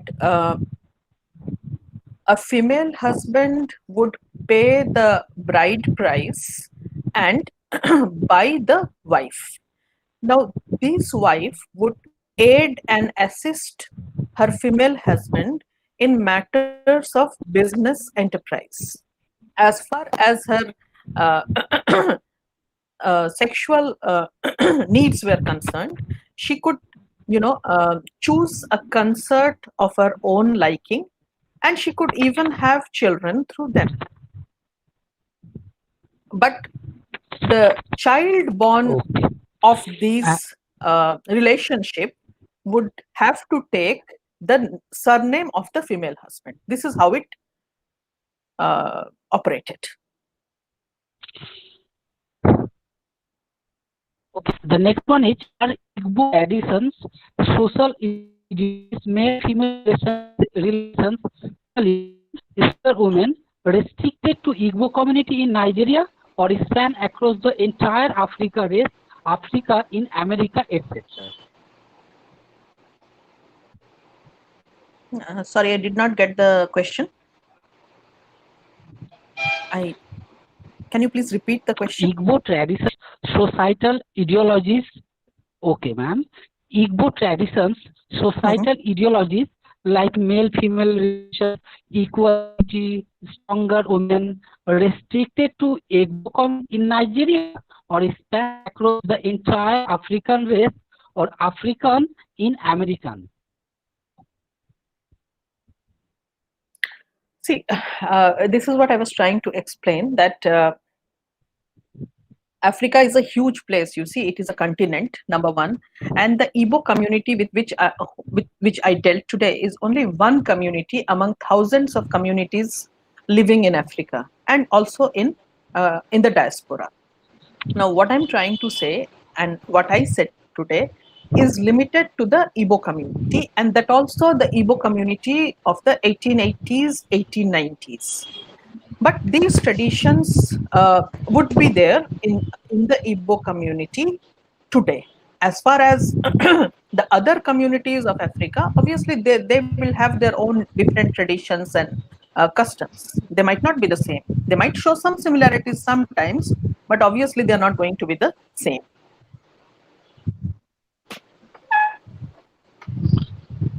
Okay. May I ask you a question? Yes, please. May I ask you a question? Yes. Okay, thank you, ma'am. My name is Shekhar Shil. I was the ex-faculty of this college. So I'm just taking cue from your whole story. That are you necessarily try to relate the pre-colonial situation, and if yes, then how could you theoretically frame this whole thing within the post-colonial context? Yeah, that is exactly what I was trying to do. You know, that the first problem is, of course, with the coinage of the word post-colonial, because I would much rather like to call it something like neo-colonial or ultra-colonial or maybe pseudo-colonial. That is one. The second thing is, my entire argument was that these two texts that have been written, you know, Chinua Achebe's Things Fall Apart, which was written in 1958, and Akachi Adimora Ezigbo's The Last of the Strong Ones, which was written in 1996. One by a black male writer, the other by a black female writer. You know, both supposedly trying to set the historical record right by kind of portraying their own world orders prior to the arrival of the white man. You know, and yet there is so much difference in the two portrayals. Both are supposedly within double quote post-colonial texts, right? And yet the the one is a kind of a myopic narrative, and the other acts as a kind of gendered intervention onto it, right? And together they define how a post-colonial narrative needs to be read with a lot of caution, a lot of filter. You know, you cannot take anything at its face value. You need to untwine the threads very, very carefully. Otherwise, you fall into the trap that Michel Foucault talks about, that of the, you know, all discourses are suspect. And if you are not careful, Yes, you will yes. fall into the trap. Yeah. Thank you. Okay, ma'am. Thank you. The last question. Can the custom of offering bride price be compared with the negotiated marriage practiced by some indigenous groups in Northeast India? Yes, of course. This concept of bride price is common to many tribal communities across the world. You know, it is not only present in certain communities in Africa, but also in India, for example. Yes, of course, in the Northeast, in many communities in the Northeast, also in Jharkhand, in Chhattisgarh, in many areas. This custom is common to them. Yes. Okay. Thank you, ma'am. And on behalf of my college, I really thank you for your lecture. And in future, whenever we'll try to arrange such webinars or seminars, we would certainly invite you. And thank you very much. And with this, I just bring an end to the session. And for the next session, the speaker has already joined the group, and her name is Dr. Esra Mirje Shantesho. She is an associate professor and associate department head in the Georgiana University, in the University of Georgia, USA. She received her BA from Boğaziçi University in Istanbul, Turkey, and her PhD from the University of Nevada. She specializes in post-colonial theory and literature with an emphasis on diasporic and immigrant narratives. Her book, Disorientation Muslim Identity in Contemporary Anglophone Literature, investigates the extent to which the questions and theories of post-colonial identity can be applied to Muslim subjects living in the West. Her articles have appeared in numerous edited collections and in journals such as Postcolonial Inventions, Literary Research, The Comparatist, and the Postcolonial Text. She teaches a variety of courses in the post-colonial studies. The title of her today's talk is Islamic Feminism and Female Superheroes in Graphic Narratives. Now, I would like to request Dr. Esra Shantesho, ma'am, to begin the lecture. It's to you, ma'am. All right. Well, thank you so much for that wonderful introduction, and greetings from a very early morning from Athens, Georgia. I would like to start by thanking Esar Fatehpuriya College for organizing this webinar. And I especially would like to extend my warm thanks to Dr. Sarkar for kindly inviting me. As Dr. Sarkar mentioned, I work on Muslim literature, and my interest has begun once I left Turkey to come and study in the US. And all of a sudden, I found that there were very interesting kinds of negotiations that was happening around me as a part of the Muslim diaspora. So my first book, Disorientation, which investigated Muslim identity within Anglophone literature, was a part of that kind of a query to think about how people have to rethink their religious identities once they leave their Muslim homelands and get relocated somewhere in the West, and they have to kind of negotiate this or navigate the Western secular sphere to have a better understanding of themselves and their communities.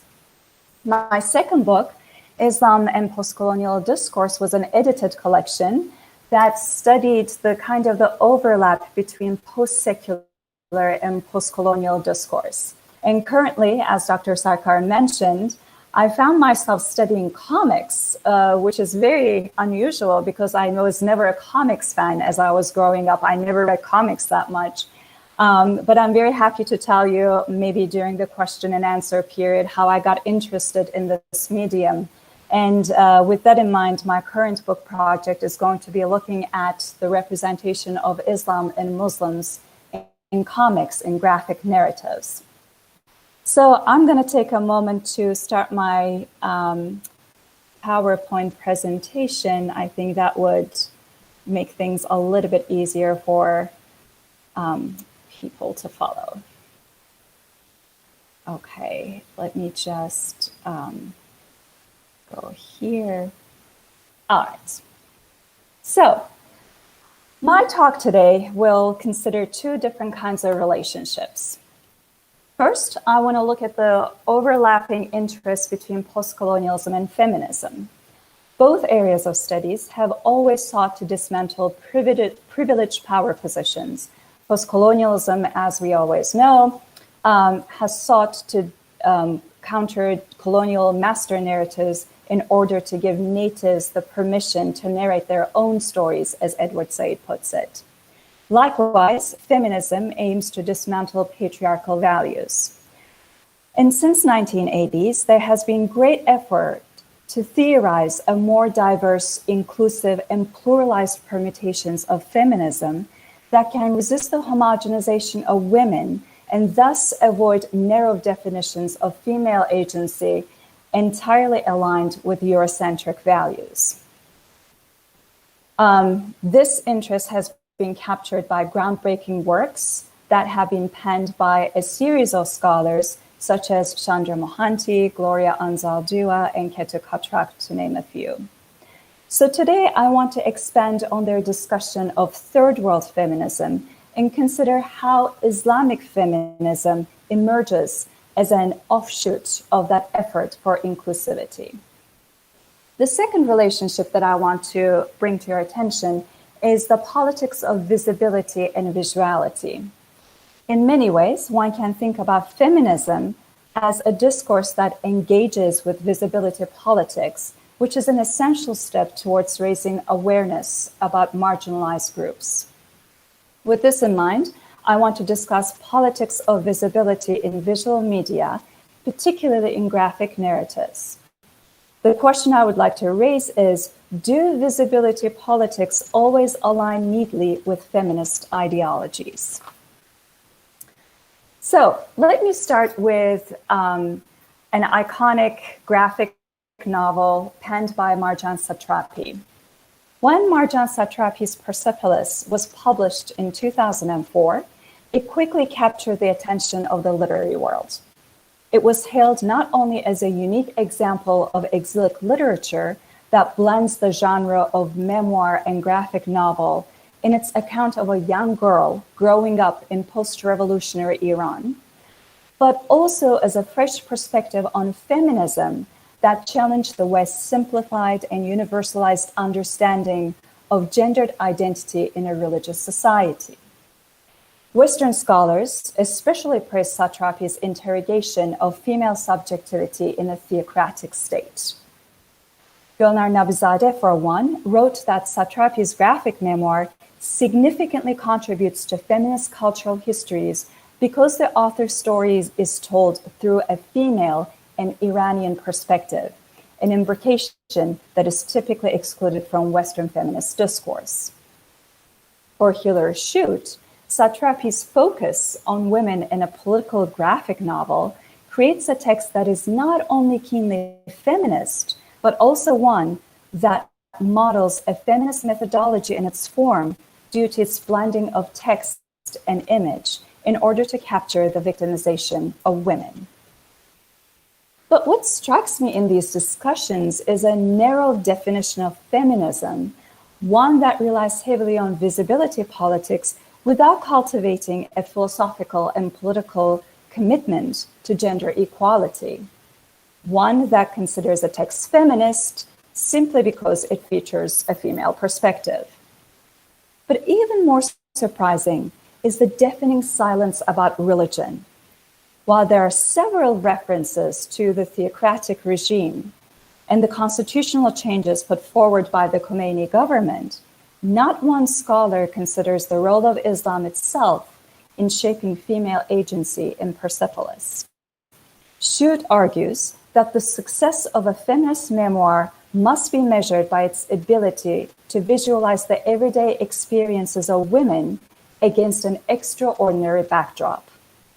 If this is so, then ignoring how these daily routines are shaped by collective understandings of religion, as well as personal negotiations of spirituality, seems myopic. This critical void is precisely what I would like to respond to today in my talk. What does it mean for a graphic novel to be feminist? What does it mean for a graphic novel to be Islamic? Can a graphic novel be Islamic and feminist at the same time? For reasons that will become clear, my discussion will move away from the graphic autobiography and focus instead on superhero narratives, a subcategory that typically features supernaturally powerful characters working to defend average people against evil and corruption. My immediate interest in the superhero narrative is twofold. First, considering that Western comics have a long history of racism, misogyny, and Islamophobia, I would like to investigate how the recent creation of Muslim superheroes has interrupted the existing politics and ushered in a more diverse and inclusive aesthetic practice. My second reason for turning to superhero narratives has to do with the way they traditionally serve to codify national membership by embodying the categorical values of an imagined community. Think, for example, of Superman and how he comes to embody truth, justice, and the American way.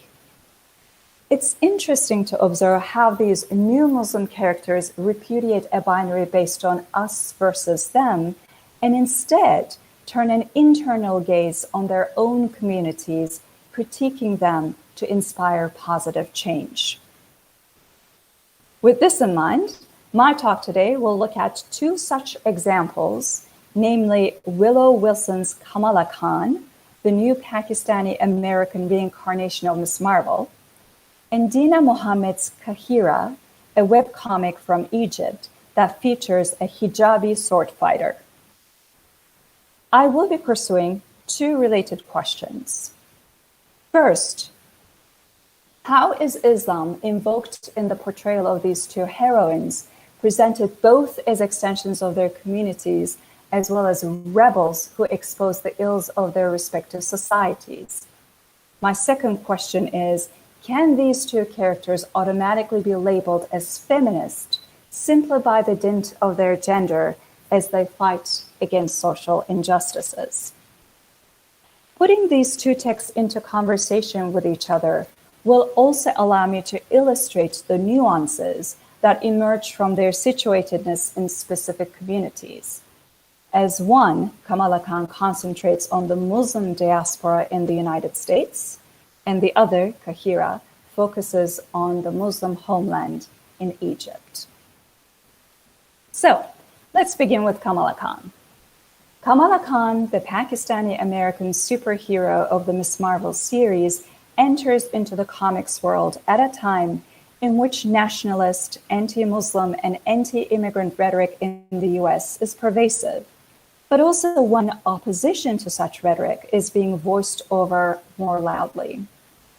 When it first appeared in 2015, Time declared that, quote, Marvel is winning new fans by bringing diversity to comics books.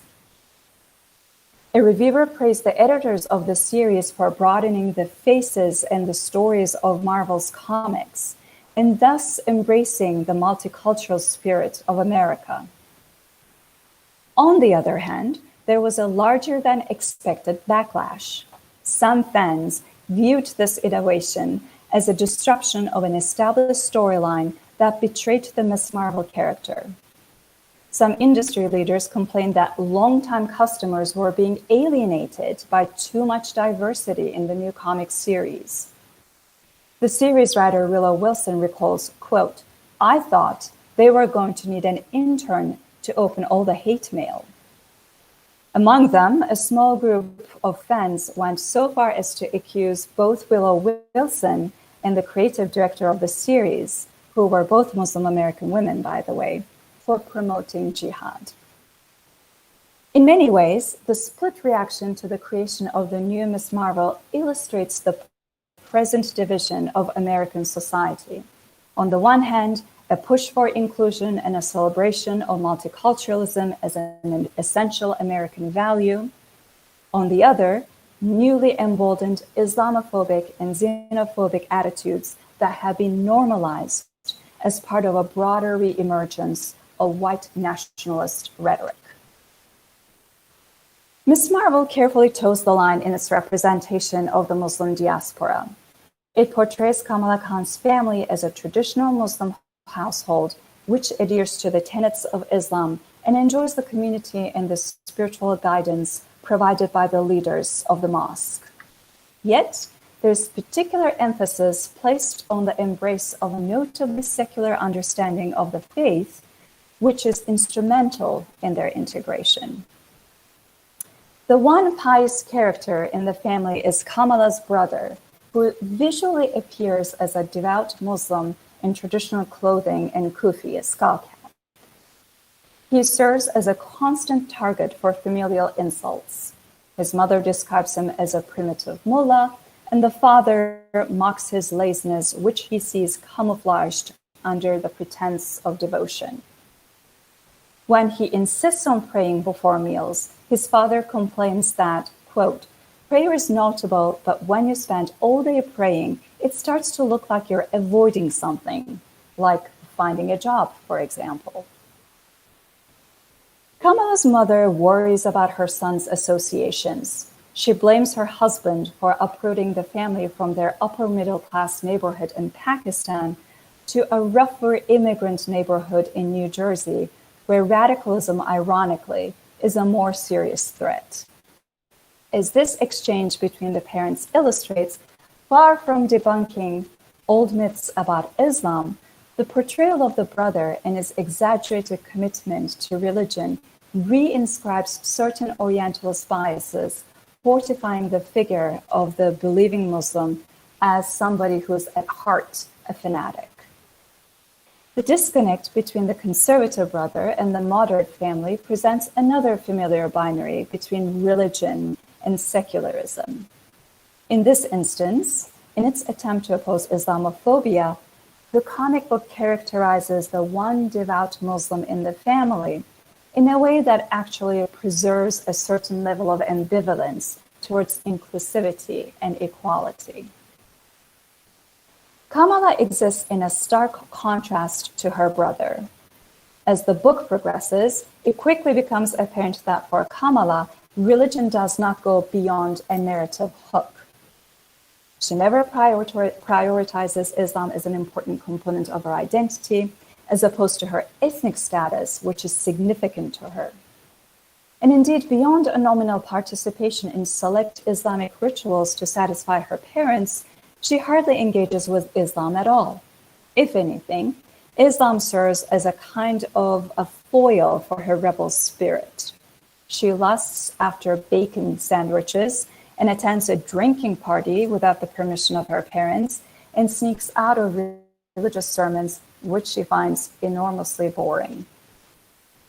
We hear relatively little about how Kamala follows the tenets of Islam. At other times, she skips out on visits to the mosque to hang out with her friends. And again, this is understood as admirable and independent behavior that is considered to be a typical teenage angst. A critic, Joseph Hughes of Comics Alliance, states that this series will embrace and address aspects of Kamala's culture while simultaneously telling you that she's just like so many other teenagers. But this assertion of relatability is precisely where the series drops the ball.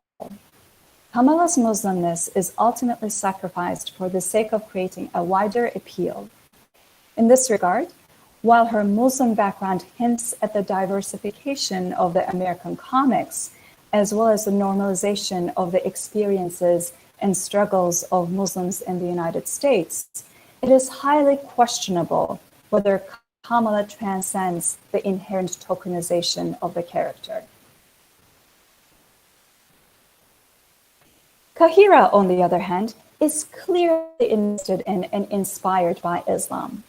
By visually marking herself as a Muslim with an abaya, covering her from head to toe, she draws on her faith as an enabling force to combat the ills of society.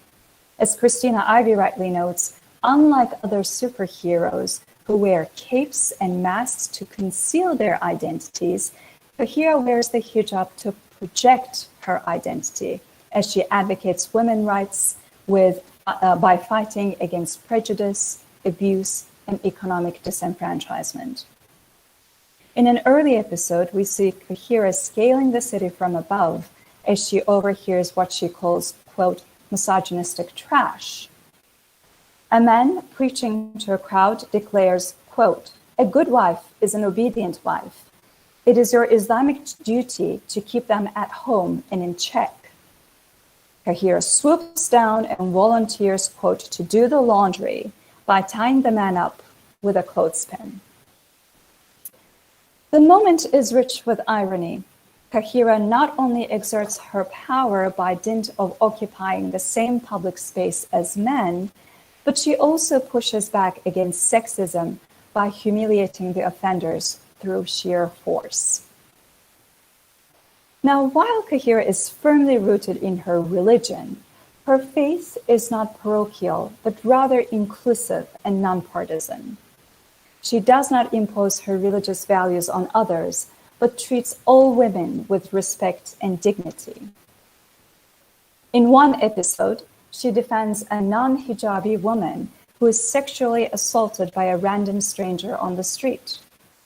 After the man tries to grab her, the woman, Layla, refuses to remain silent and immediately heads to a police station to report the crime.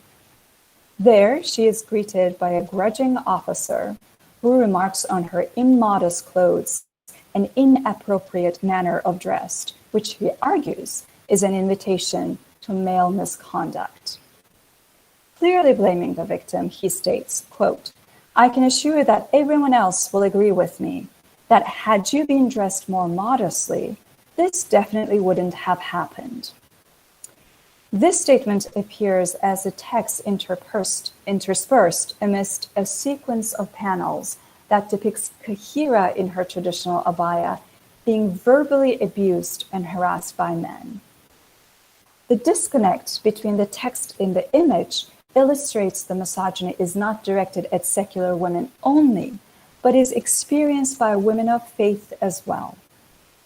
In a question and answer session with her readers on her blog, the author, Dina Mohammed, somewhat exacerbatedly repeats that, quote, "Of course the hijab does not prevent sexual harassment," and argues that a religious society must show harassers that there are, quote, "moral consequences for their actions."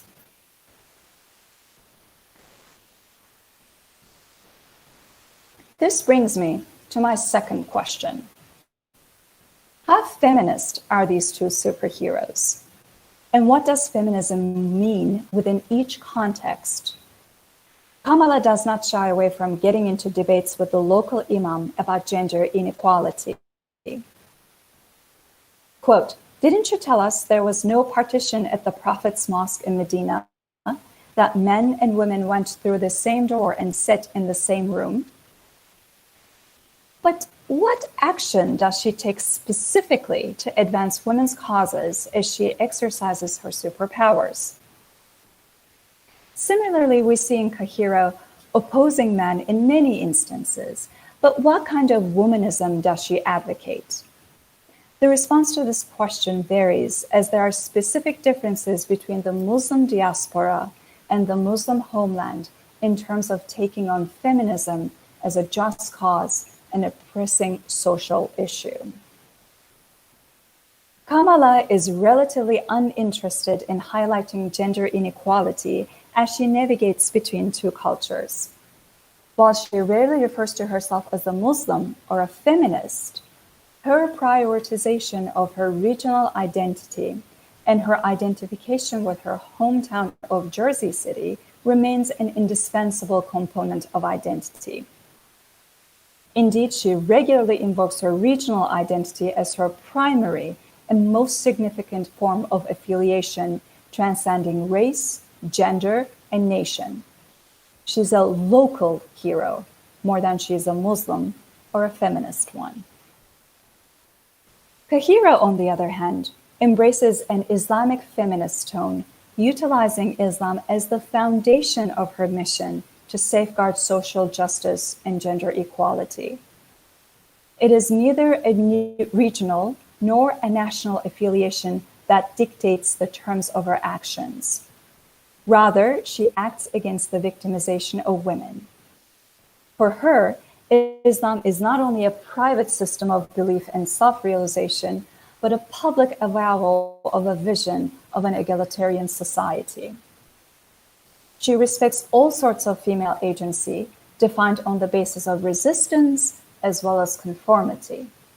In doing so, she redefines feminism to invoke an all-inclusive understanding of womanhood.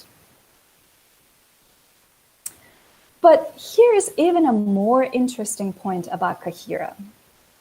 While she advocates for women's causes, she is also attentive to the missteps associated with Western feminism. As Kahira watches through her computer screen the latest protest of Femmes, a French feminist organization infamous for their provocative protest in which they bare their bosoms and write messages across their chests as a means to shock their audience, she is dismayed at the level of misinformation and judgment passed by Europeans about Muslim women. In the video, Feman declares women wearing the hijab as oppressed victims in need of saving. When Kahira transports herself to the scene of action, she is immediately marked by the protesters as the poster child of oppression based on her manner of dress. One woman screams, quote, "Look there, it's a Muslim woman. This is why we are here. We have to save her." The act of saving, a discourse that is used to legitimize Western intervention in Muslim societies, echoes what Leila Ahmed has described as colonial feminism, with serious racist implications that alienate Muslim women as irredeemable anomalies. Before the protester is able to free Kahira by ripping her dress, Kahira takes her sword out and demands to be listened to. Quote, "You have constantly undermined and ignored women. You seem unable to understand that we do not need your help, and I doubt there is much I can do to teach you." Kahira's exasperation with Western naivete and condescension stems from her sense that it is making Islamic feminist project more difficult. As Leila Abulugod argues, Muslim symbols are often misconstrued by the West. Quote, "We must take care not to reduce the diverse situations and attitudes of millions of Muslim women to a single item of clothing. Perhaps it is time to give up Western obsession with the veil and focus on some serious issues with which feminists and others should indeed be concerned." Clearly, Kahira embodies Egyptian women's ability to cultivate their own meaning of feminism and their own power to defeat sexism and the problems that come with it. Now, Kahira's creators suggest that she wanted to create a Muslim hero willing to take a stance against both the problems they have in Egypt, but also against people who try to impose their own values on Muslim women. In this regard, Kahira can be viewed as a symbol for a broader and more inclusive form of feminism, which Chandra Mohanty criticizes for resting heavily on Western assumptions of privilege and ethnocentric universality on the one hand, and inadequate self-consciousness on the other. As Winona Landis writes, when considering Kahira's specific location outside the US and the comic's attempt to reach Western readers, but also decidedly those in the Muslim diaspora, it is possible to read Kahira's daring act from another angle, the third world feminism. For Marga Badran, wedding gender equality with religious worldview is not an oxymoron, but an innovative recognition of different discourses shaping and influencing each other. Defining Islamic feminism as an exclusively religious paradigm, Badran further states, quote, "This is not to suggest or create a binary between secular feminist and Islamic feminist discourse, but rather to point to the discursive categories mobilized. There are imbrications of the secular and the religious in both discourses." Kahira certainly exemplifies that spirit. She does not discard her religion, but finds inspiration and courage in Islam to correct injustices.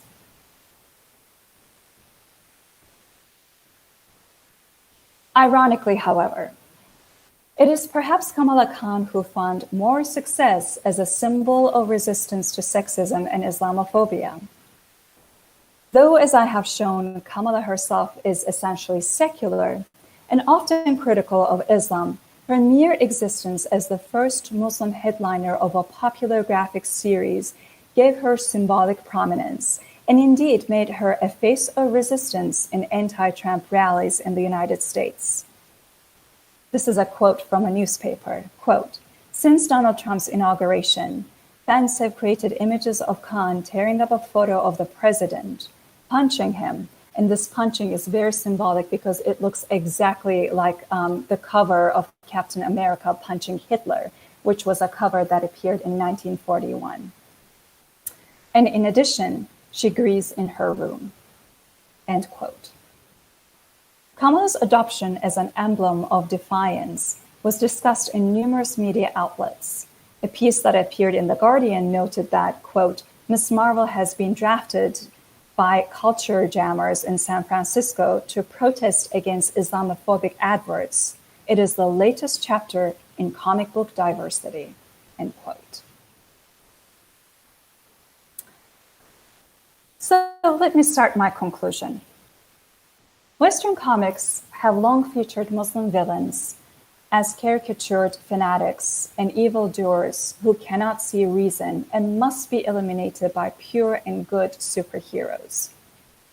The legacy of superficial sexism in comic books is of course indisputable and unavoidable. Miss Marvel and Kahira represent a new impetus in the graphic narrative in which the form is seen as a place to repudiate shallow representations of Islam, as well as disavowing the typical one-dimensional representations of women associated with the comics tradition. But as I have tried to show, it is not simply a case of replacing sexist and Islamophobic comics with feminist and perhaps more halal ones. And the situation is especially complex when it comes to Islamic feminist comics. As I conclude, I would like to make two final observations.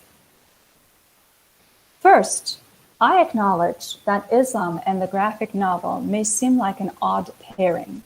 Not only is the graphic novel still engaged in a struggle to legitimize its own critical reputation, but the aesthetic limitations imposed by Islam make the triangulation between text, image, and religion particularly difficult.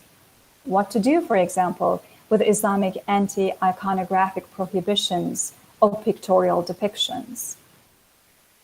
For centuries, Muslim artists operated on a completely different set of expectations that prioritized capturing the symbolic meaning of objects by emulating the perfection of divine vision.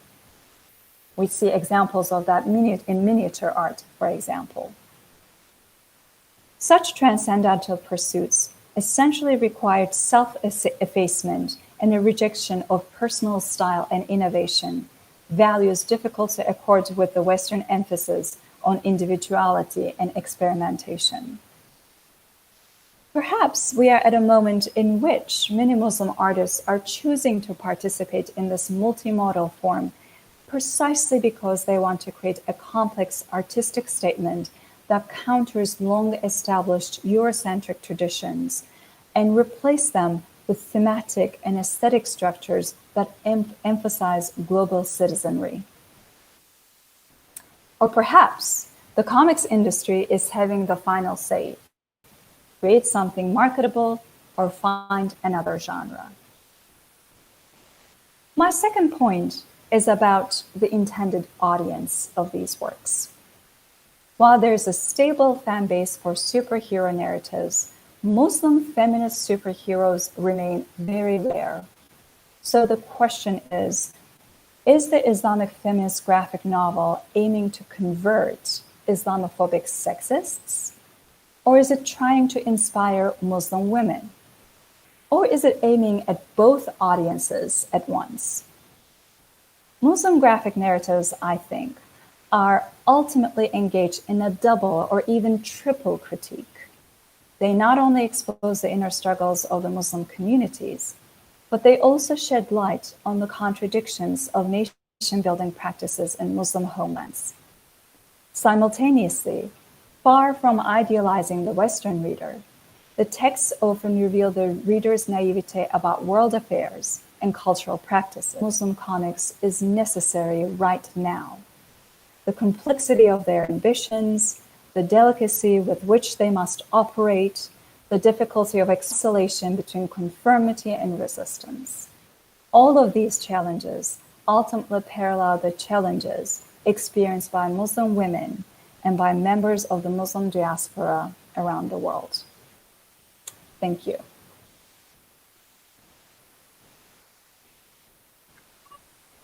Thank you, ma'am, for your lecture. And there are some questions. Shall I put them in the chat box, or shall I read out to you? If you could put them in a chat and also read them, because sometimes I lose the audio. Okay, ma'am. I can hear you very clearly right now, so let's give it a go. Let's give it a try.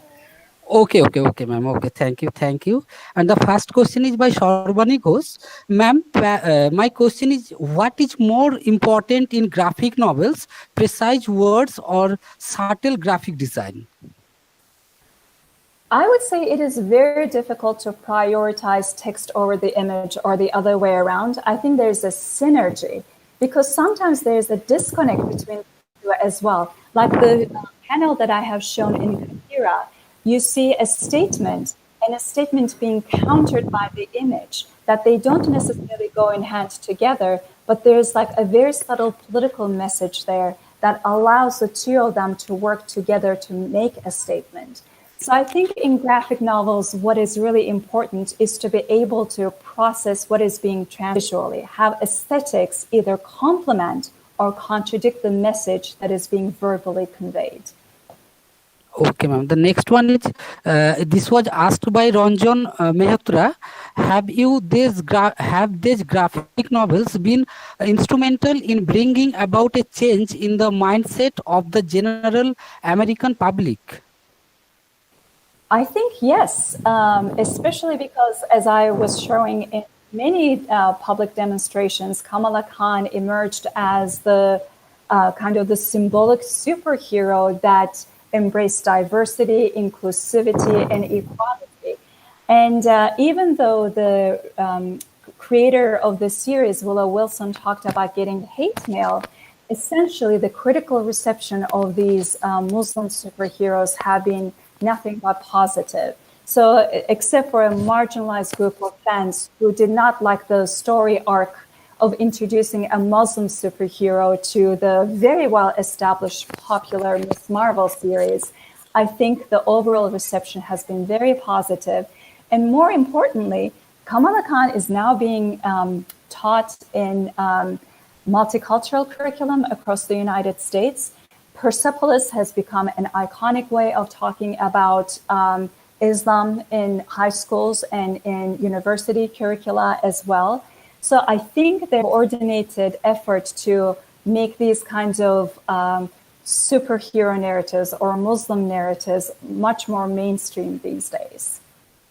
Okay, ma'am. Thank you. And the next one is, can the Islamic feminist emerge in the Asian subcontinent in terms of graphic narratives in future? Yes, and I think there are some examples coming from South Asia.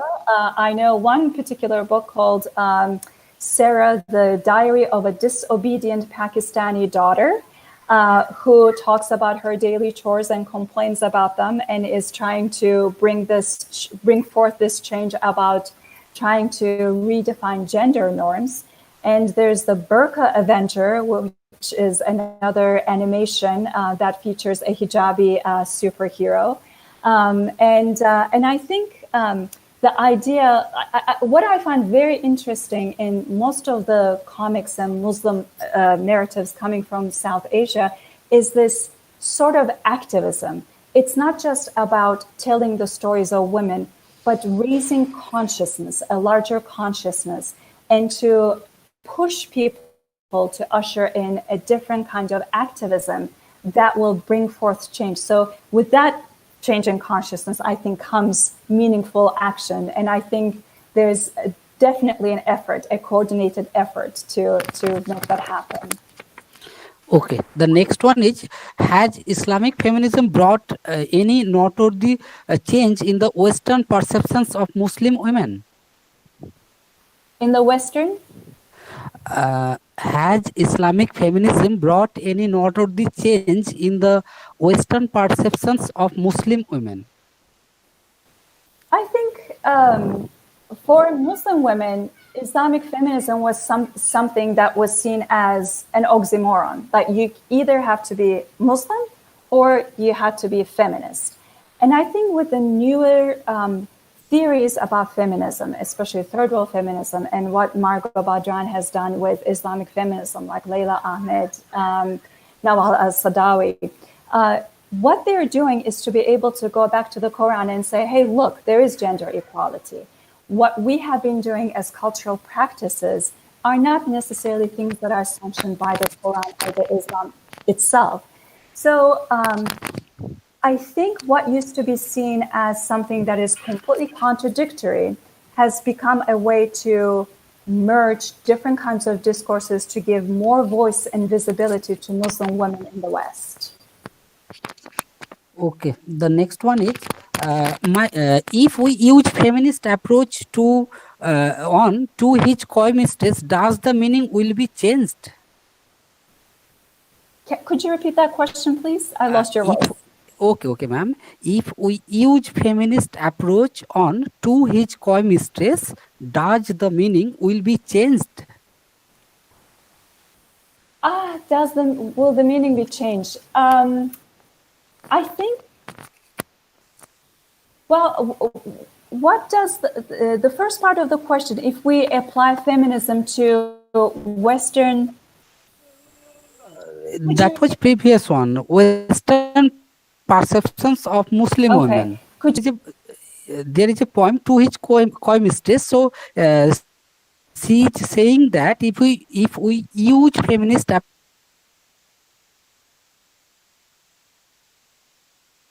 approach to this poem, then does the meaning will be changed? Overlapping ideas of social justice, equality, and different kinds of injustices that we see in terms of human rights around the world. I think any kind of a text that allows you to bring up those kinds of ills of a society, it gives you a filter and a permission to be able to do those kinds of different kinds of readings in any kind of a text, if that makes sense. I'm not sure if I answered that question correctly. Okay. Next one is, how far graphic portrayal of feminist issues changed the controversial ideologies? The controversial ideologies. So, yes, ideologies. I think in a way, if we think about the history of Islam, for example, the traditions in Islam, the fact that many of these Muslim creators are actually using drawing as a way to bring change is itself a very radical ideological change. You know, in Islam, any kind of pictorial depiction is prohibited, that it is blasphemous to create any icons or to even draw in the portraiture style, because what happens is that you lose the symbolic meaning of objects if you try to individualize it too much. So the fact that, again, that Muslim creators are choosing this specific medium shows that there's a lot of ideological pushback about understanding Islam, what Islam means, Islam's relationship with aesthetics and aesthetic practices, and cultural change. So I would say, even without the message, the very fact that these people are drawing and using the graphic arts medium is an ideological pushback.